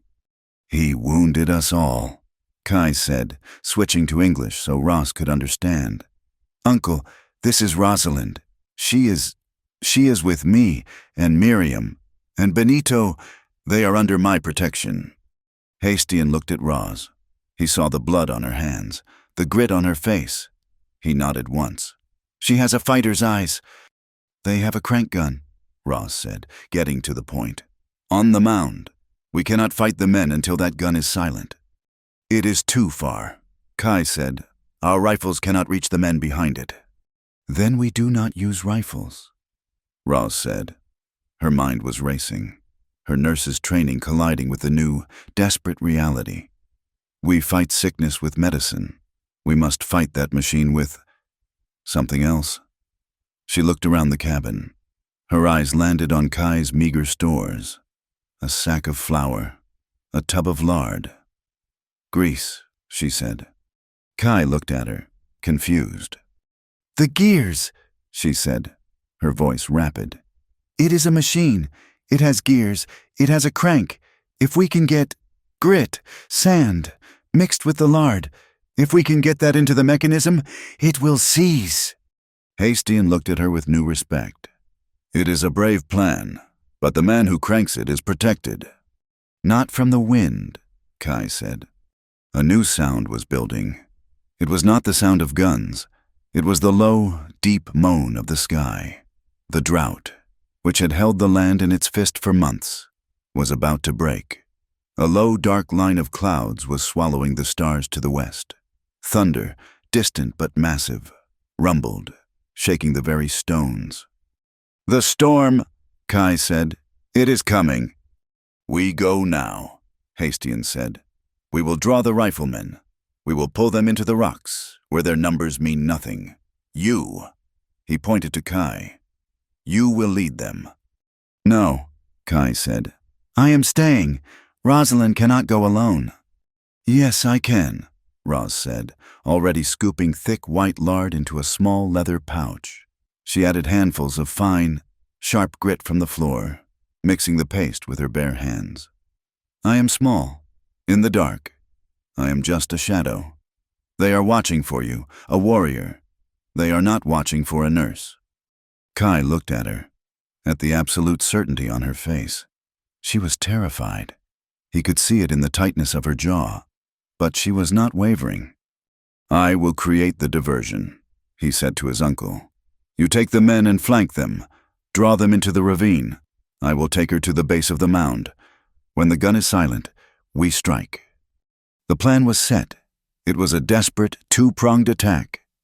The wind hit first, a wall of cold air, smelling of ozone and wet dust, slammed into the canyon. It howled, a rising shriek that masked their movements. Hastian and his men vanished into the rocks. Kai grabbed Rosalind's arm. "Stay in my shadow. Do not run. Crawl. The wind is at our back. It will blind them." They slipped out of the cabin, 2 small figures in a vast, howling darkness. The world was chaos. The first heavy drops of rain, big as coins, began to spatter, turning the dust to instant mud. A flash of lightning illuminated the ridge. Roz saw the Gatling gun, a squat, ugly spider, and the man hunched behind it. Then Hastian attacked, a series of war cries from the ravine, a single shot, then another. "They bite," Pike's voice roared. "Go get them, flush them out!" Roz watched as 4 of Pike's men dismounted and ran, rifles ready, toward the ravine. straight into Hastian's trap. "Now," Kai whispered. He led her, crawling on their bellies, up the slope toward the mound. The gun was still silent, its operators waiting for a target. They were halfway there when the gun opened up.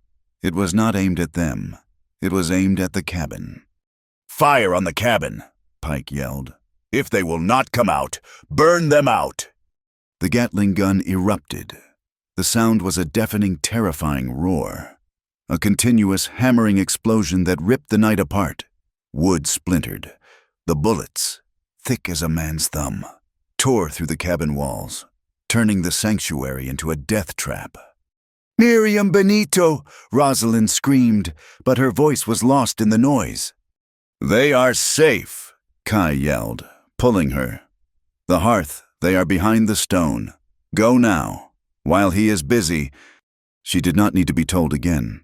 She scrambled the last 20 yards, her lungs burning. The wind and rain were a solid, driving force. She was at the base of the mound. The gunner was above her, cranking, his whole body thrown into the rhythm, feeding the machine. A second man was loading the ammunition. She pulled herself up the muddy slope. She was a nurse. She was a white woman. She was invisible. She was 10 feet away when the man loading the gun saw her. His eyes went wide. "What the?" Rosalind did not hesitate. She lunged, throwing herself at the main crank mechanism, smearing the thick, gritty paste of lard and sand deep into the gears. The loader grabbed for his pistol. Rosalind, with all her strength, shoved the rest of the paste into his face, blinding him. He screamed, falling backward. The gunner felt the crank catch. He pushed. It grated, metal on sand. He pushed harder, cursing.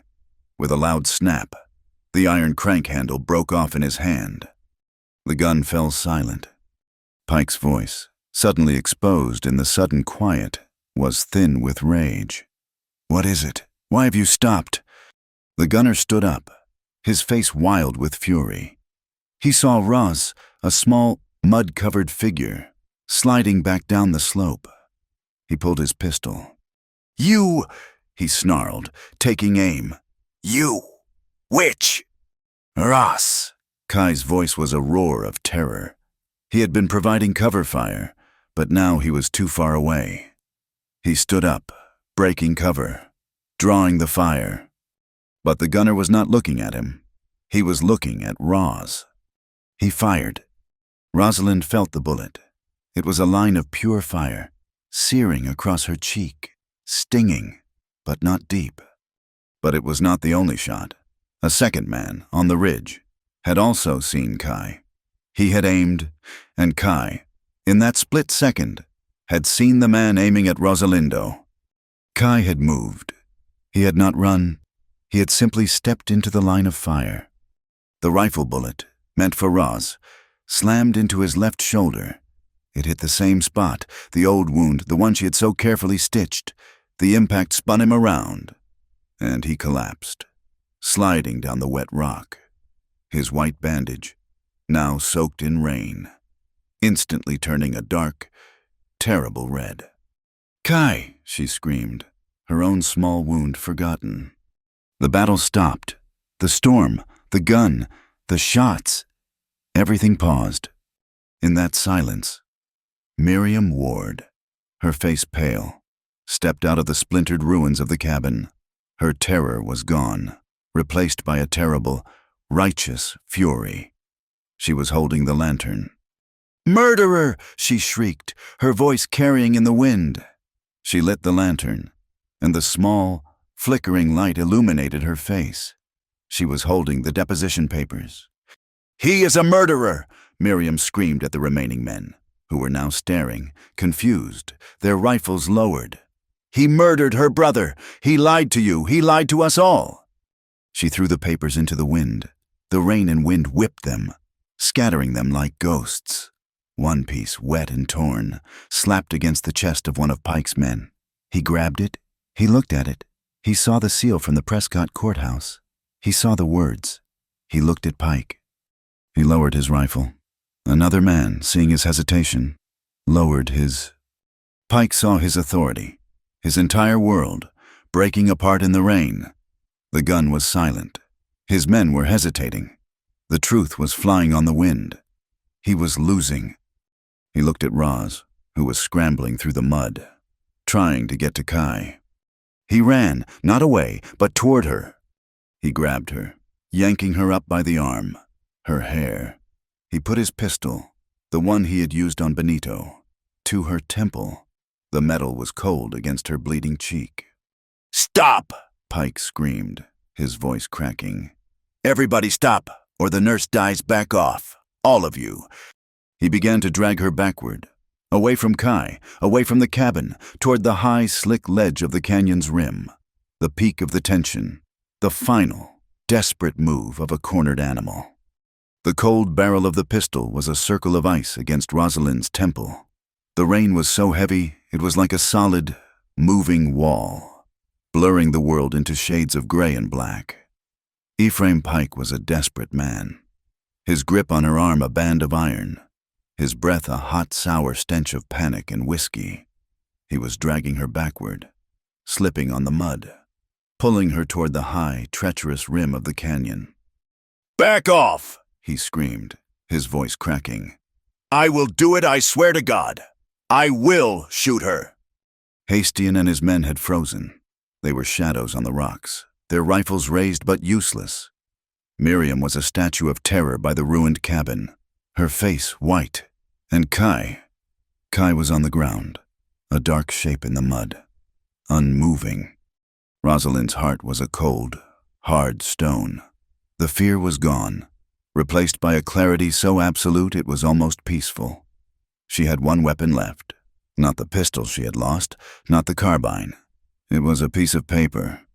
In the scramble, in the mud and the driving rain, one of the documents Miriam had thrown had not blown away. It had been trampled, and it had stuck, a wet, pulpy mass, to her sleeve as Pike had grabbed her. She had not known what it was, until now. Her fingers, fumbling for a grip, had felt the thick, embossed seal. It was not the deposition. It was the other one. "You are a fool, Pike," she said, her voice not a scream, but a low, conversational thing, a nurse's voice. It cut through the sound of the rain. "Shut up!" he shrieked, pressing the gun harder. It scraped the raw bullet graze on her cheek. "You think this is about him?" she said, twisting in his grip. She was not fighting him. She was facing him. She ripped the wet, folded paper from her own sleeve and shoved it into his face, her hand a white flash between them. "It is about this. Look at it." He flinched, his eyes automatically focusing on the object. He was a man of documents, of laws he could twist. He could not help but look. "You know what that is. Do not you?" Rosalind's voice was merciless. "It is a marriage certificate. Your name and Mrs.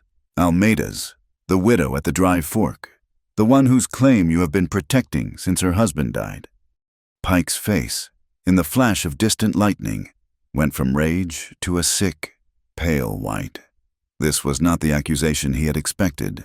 This was the one he could not escape. You do not know," he stammered. "I know," Roz said, her voice rising with a terrible, cold power. "You were not just trying to steal Kai's water. You were going to steal her land, consolidating. Your clerk called it, marry a grieving widow, forge her name and take her claim. You are not a lawman. You are not even a warrior. You are just a common thief. And now they all know it." She screamed the last words at his men, who were standing, mesmerized. In the rain, they had heard, they saw the paper. They saw their leader's face. The lie was broken. Pike was broken. He looked from her to his men, to the paper. His grip on her arm loosened. His gun hand wavered. And in that second, a new sound cut the air. It was not thunder. It was a whistle, a high, thin, piercing whistle. The sound of a horse calling to the herd. It came from the man on the ground. Kai was not unmoving. He was on his good elbow, his face a mask of pale agony. and he was watching. Pike's horse, the big roan that had been standing ground-hitched just yards away, heard its master's call. But this was not its master's call. It was a sound of command. The horse threw its head up, startled by the strange call and the chaotic lightning. It whinnied, a high, panicked sound, and its hooves danced on the slick rock, stepping backward, toward its master, toward Pike. Pike heard the horse, felt its movement behind him. He turned, his balance already gone, his authority shattered. He was on the very edge of the rim. The mud, the rain, and the horse's sudden movement were too much. His boot slipped. With a hoarse, undignified cry, he let go of Rosalind, his arms pinwheeling. He fell backward, disappearing over the edge. Rosalind, freed, fell to her knees. She heard a heavy, sickening thud, and then a groan. She crawled to the edge. He was not gone. A narrow ledge, 6 feet down, had caught him. He was lying on it, stunned, his leg twisted at a terrible angle, but he was alive. She looked down at him, this man who had murdered her brother, who had tried to kill Kai, who had just held a gun to her head. The rain was pouring over him, and he looked up, his face a mask of pure, pathetic terror. She looked back at Kai, who was now lying flat, his strength gone. She looked at Miriam.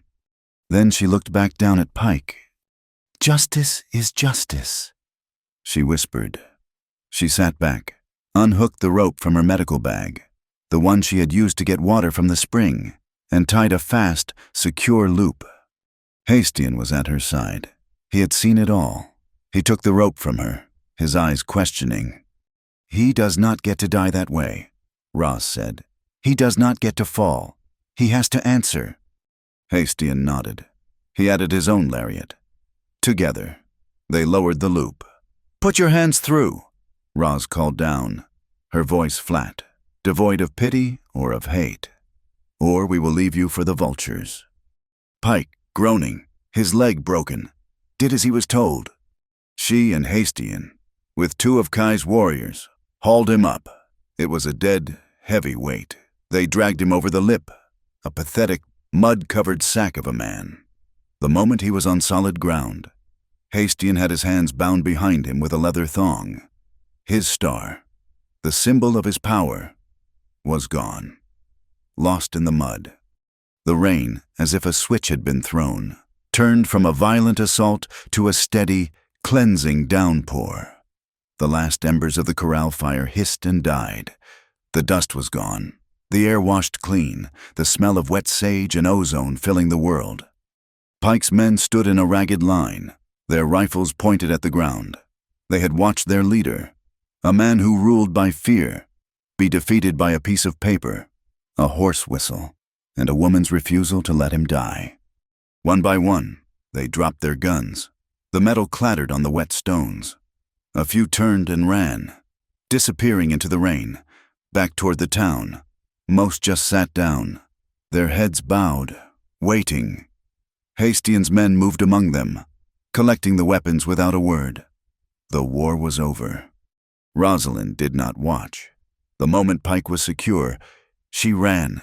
She slid through the mud, falling to her knees at Kai's side. He was in a bad way. He was pale, shivering, his lips tinged with blue. The front of his shoulder, where the bullet had gone in, was a dark, pulsing well.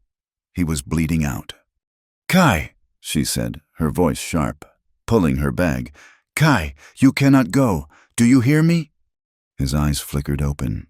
He looked at her, at the rain plastering her hair to her face, at the raw, red graze on her cheek. "Ross," he whispered, "you are bleeding."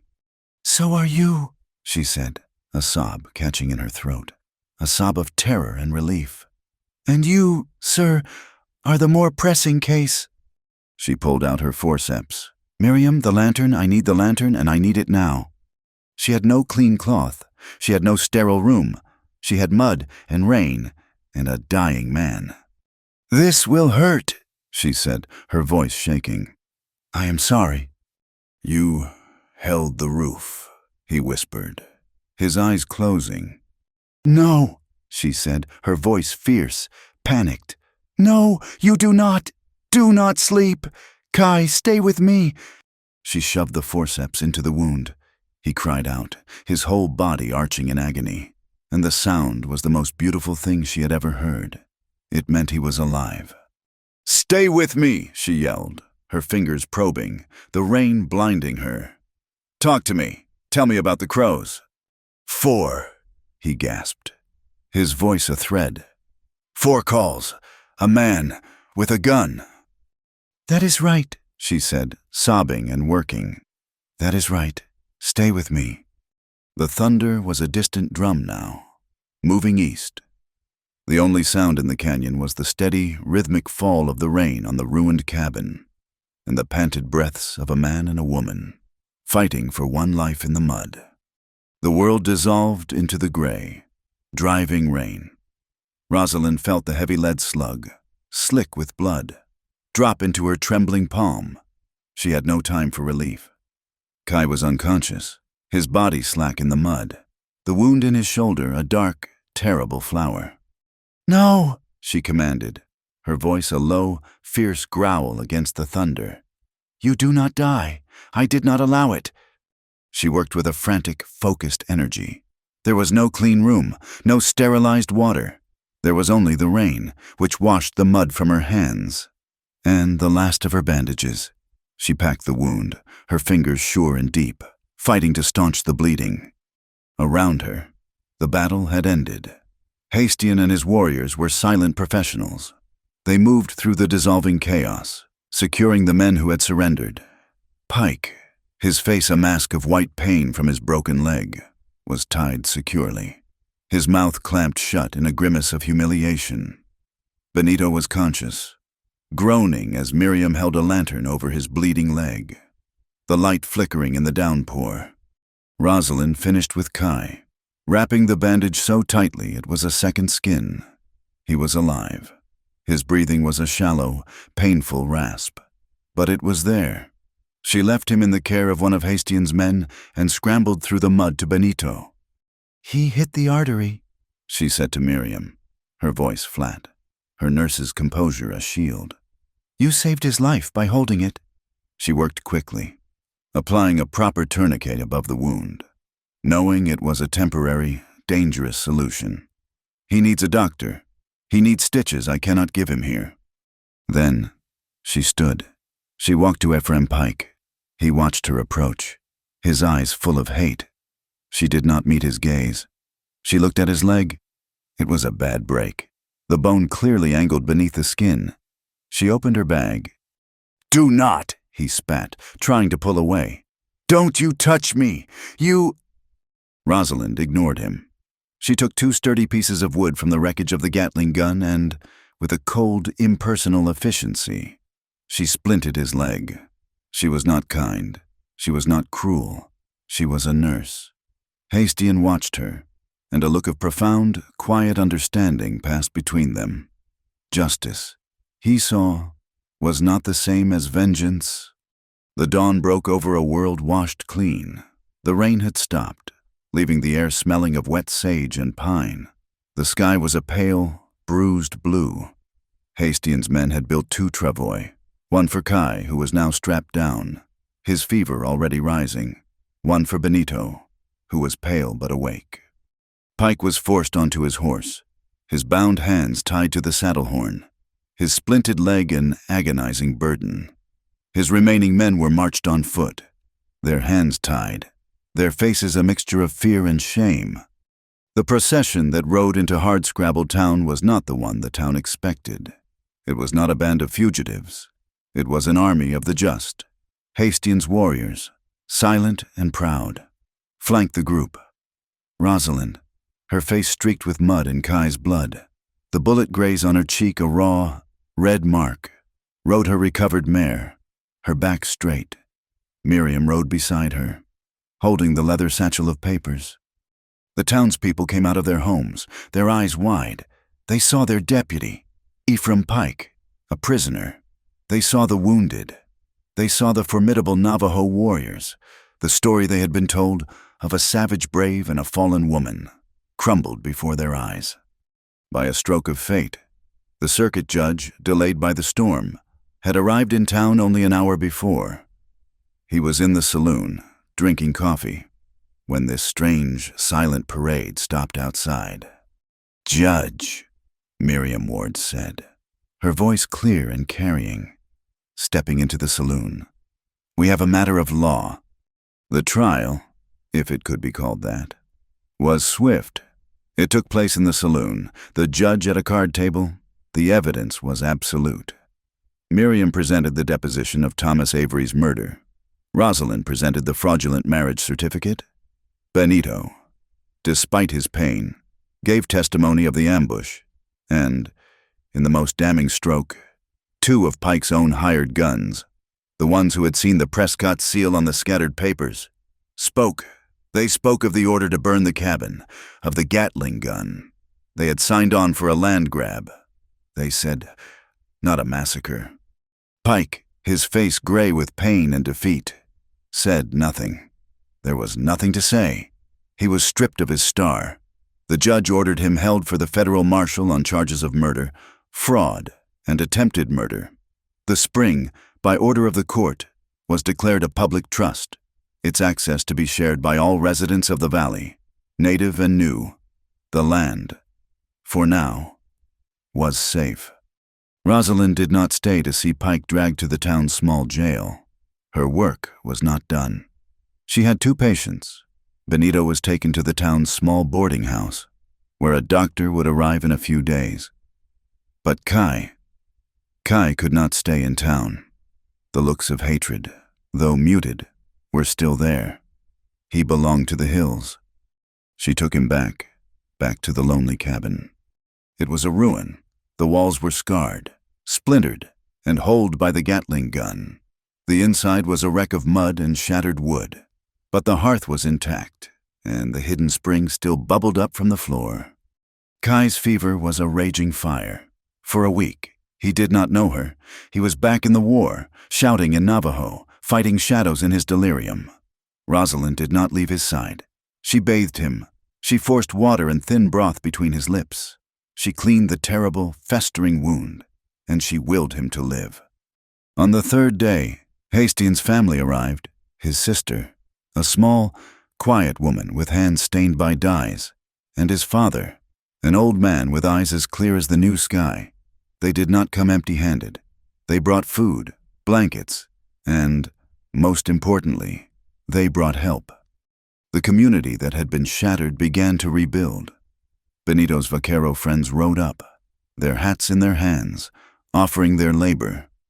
Kai's sister set up her loom in the corner, taking the half-finished, mud-stained blanket, and began, with patient fingers, to unpick the damage. The cabin was not just repaired, it was rebuilt.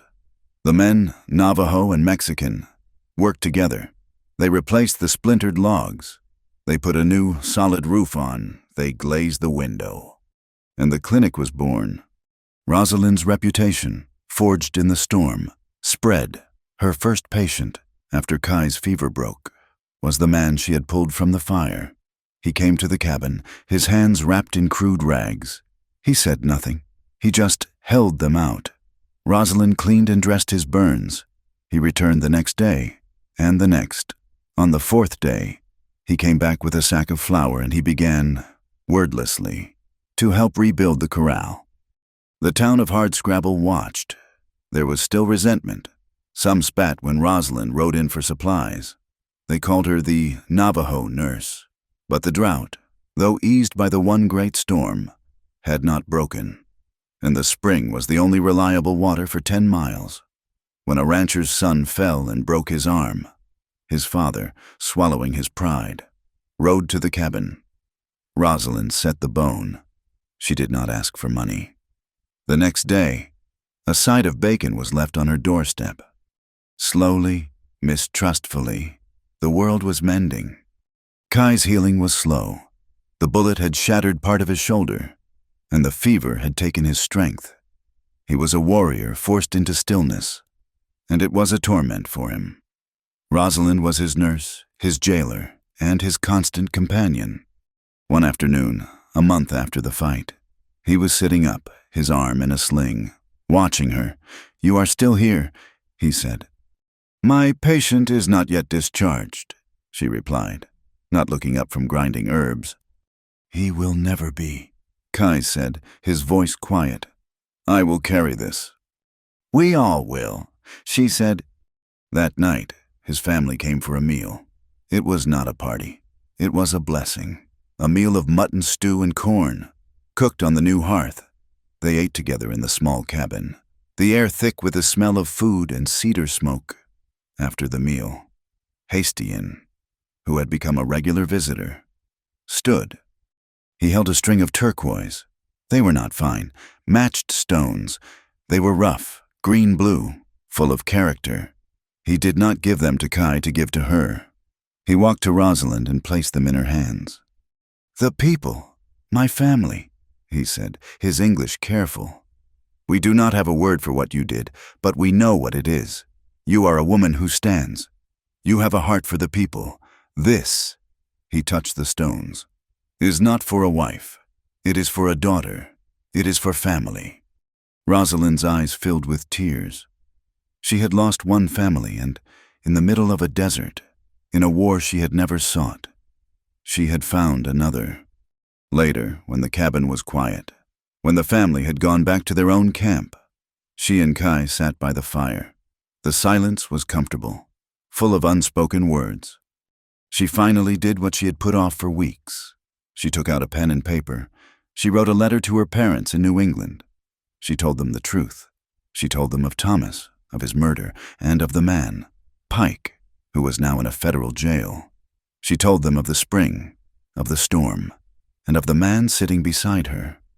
She felt the last of the bitterness, the last of the guilt, flow out of her, through the pen and onto the paper. She was free. She put the pen down, her shoulders slumped with a fatigue that was bone deep. Kai reached out, his good hand, his fingers warm. He did not touch her body. He touched the scar on her cheek, the one the bullet had left. His touch was as light as a feather. "It is a warrior's mark," he whispered.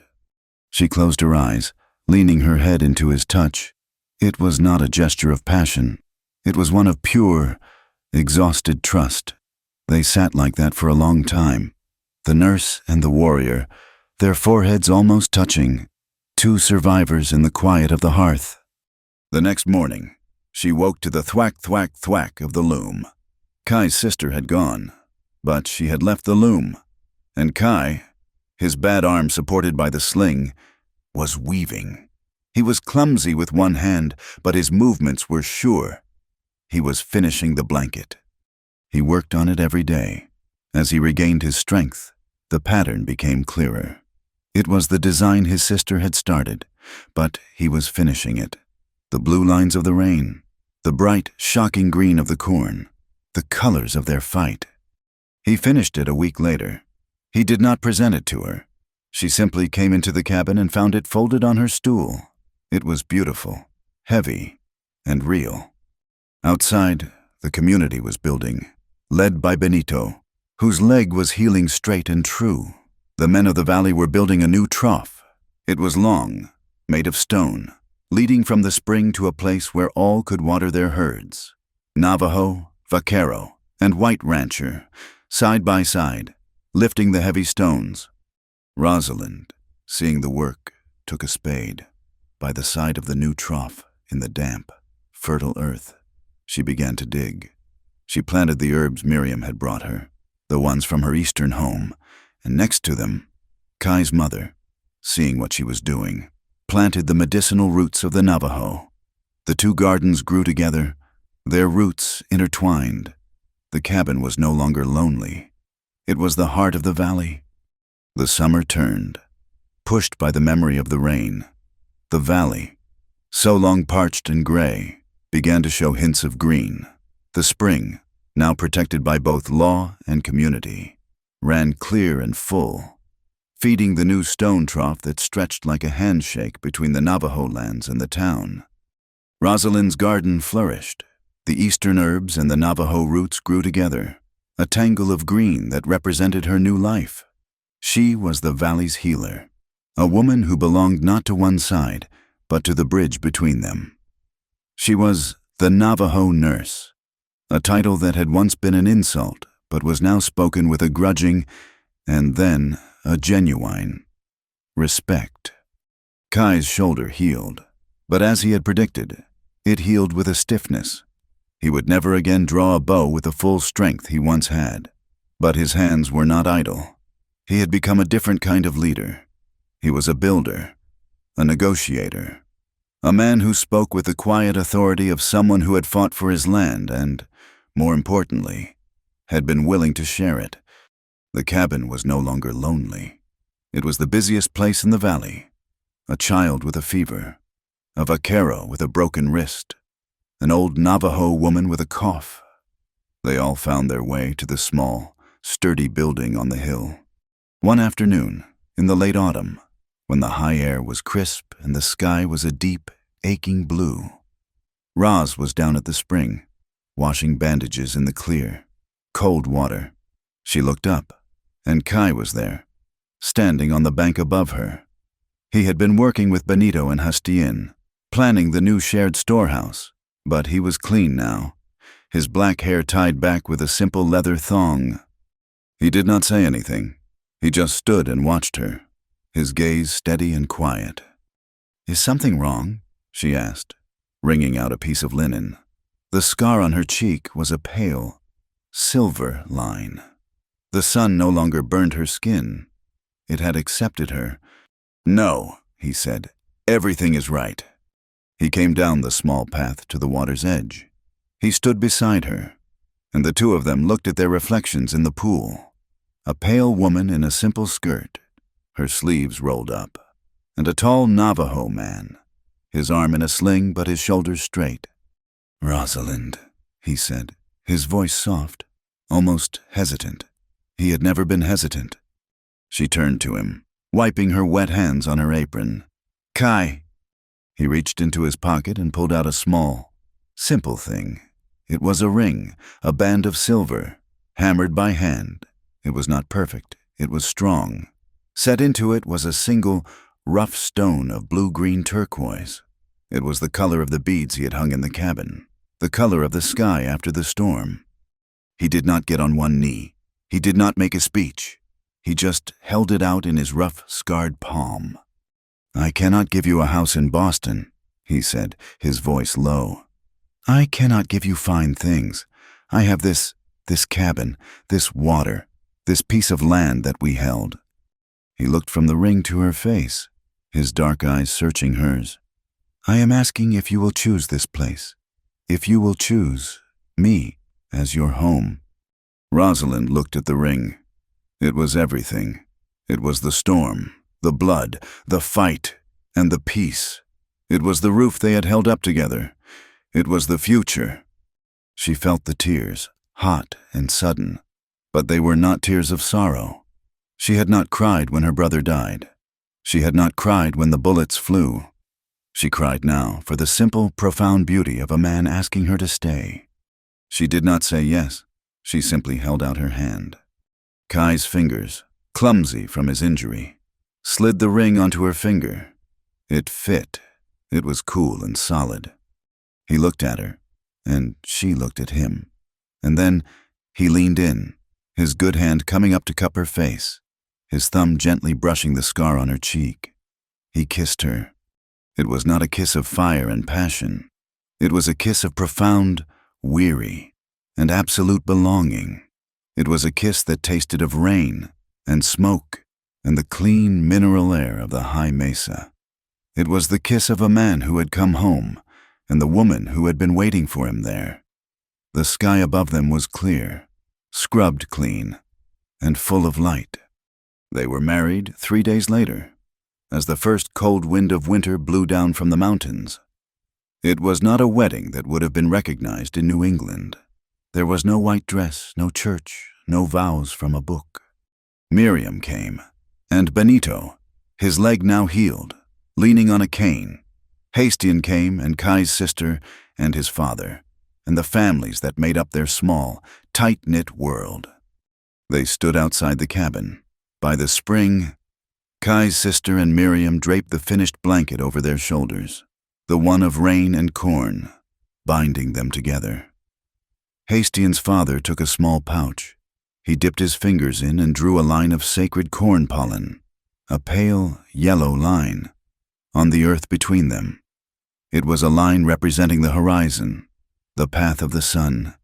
He then, with a gesture of infinite grace, walked around them, creating a circle, enclosing them in the blessing. He spoke in Navajo, his voice a low, rhythmic chant, a prayer for a long life, for harmony, and for children. Hastian translated, his voice quiet. He says you are now one family, walking in one path. He says, may you walk in beauty. And they were a family. The building of the storehouse began the next week. It was a testament to the new valley. Benito brought the lumber. Kai's family brought the stone. The ranchers, who had once been Pike's men and were now, haltingly, their neighbors, brought forged iron hinges and nails. They built it not on Pike's land, nor on Kai's, but on the common ground by the new stagecoach road. Rosalind, seeing the new, official mail coach stopping at the spring, had seen her next opportunity. She had ridden to Prescott, not as a fugitive, but as a delegate. She met with the postmaster. She did not argue or plead. She simply laid out the facts. The spring was the fastest, most reliable water source on the route. It was now a public, protected asset. By recognizing it, by making it an official stop, the U.S. mail would be securing its own future in the territory. The law, she had learned, was a tool. It could be used as a club, as Pike had, or it could be used as a chisel, to carve out a space for justice. The postmaster, a practical man, agreed. The spring was put on the official map. The unwritten law of the valley, the law of us versus them, had begun to change. Winter passed into a green, hopeful spring. The valley flourished. The herds grew fat. The children, Navajo and white, played together by the new trough, splashing in the cool water. A new sign was hammered into the earth at the head of the trail. It was carved by Kai's hand. The letters burned dark and clear. It did not say Pike's Valley or Navajo land. It said, Clinic and Spring for All. It was the final image, the promise of the new world. Children laughing in the sun, horses done and roan, drinking side by side at the trough, and on the far western horizon, a dark, promising line of new clouds, a sign of another good, wet season. Freedom, Rosalind thought. Her hand on the cabin door, was not a thing you were given. It was a choice you made, every single day. A choice to hold the roof, a choice to stand, a choice to heal. The story had found its end, and its new beginning. The Navajo warrior's lonely cabin had, indeed, needed help. A woman, a nurse from a world away, had arrived. She had come seeking an escape, and she had found a war. She had come in mourning, and she had gained love. She had come as an outsider, and she had gained a husband. She had come to a lonely cabin, and she had gained a home. Thank you for listening. I'd love to know where you are all tuning in from, so please drop a comment below and share your thoughts. If you enjoyed this story, please subscribe to Wild West Tales, give this video a like, and hit that hype button to help us reach more listeners.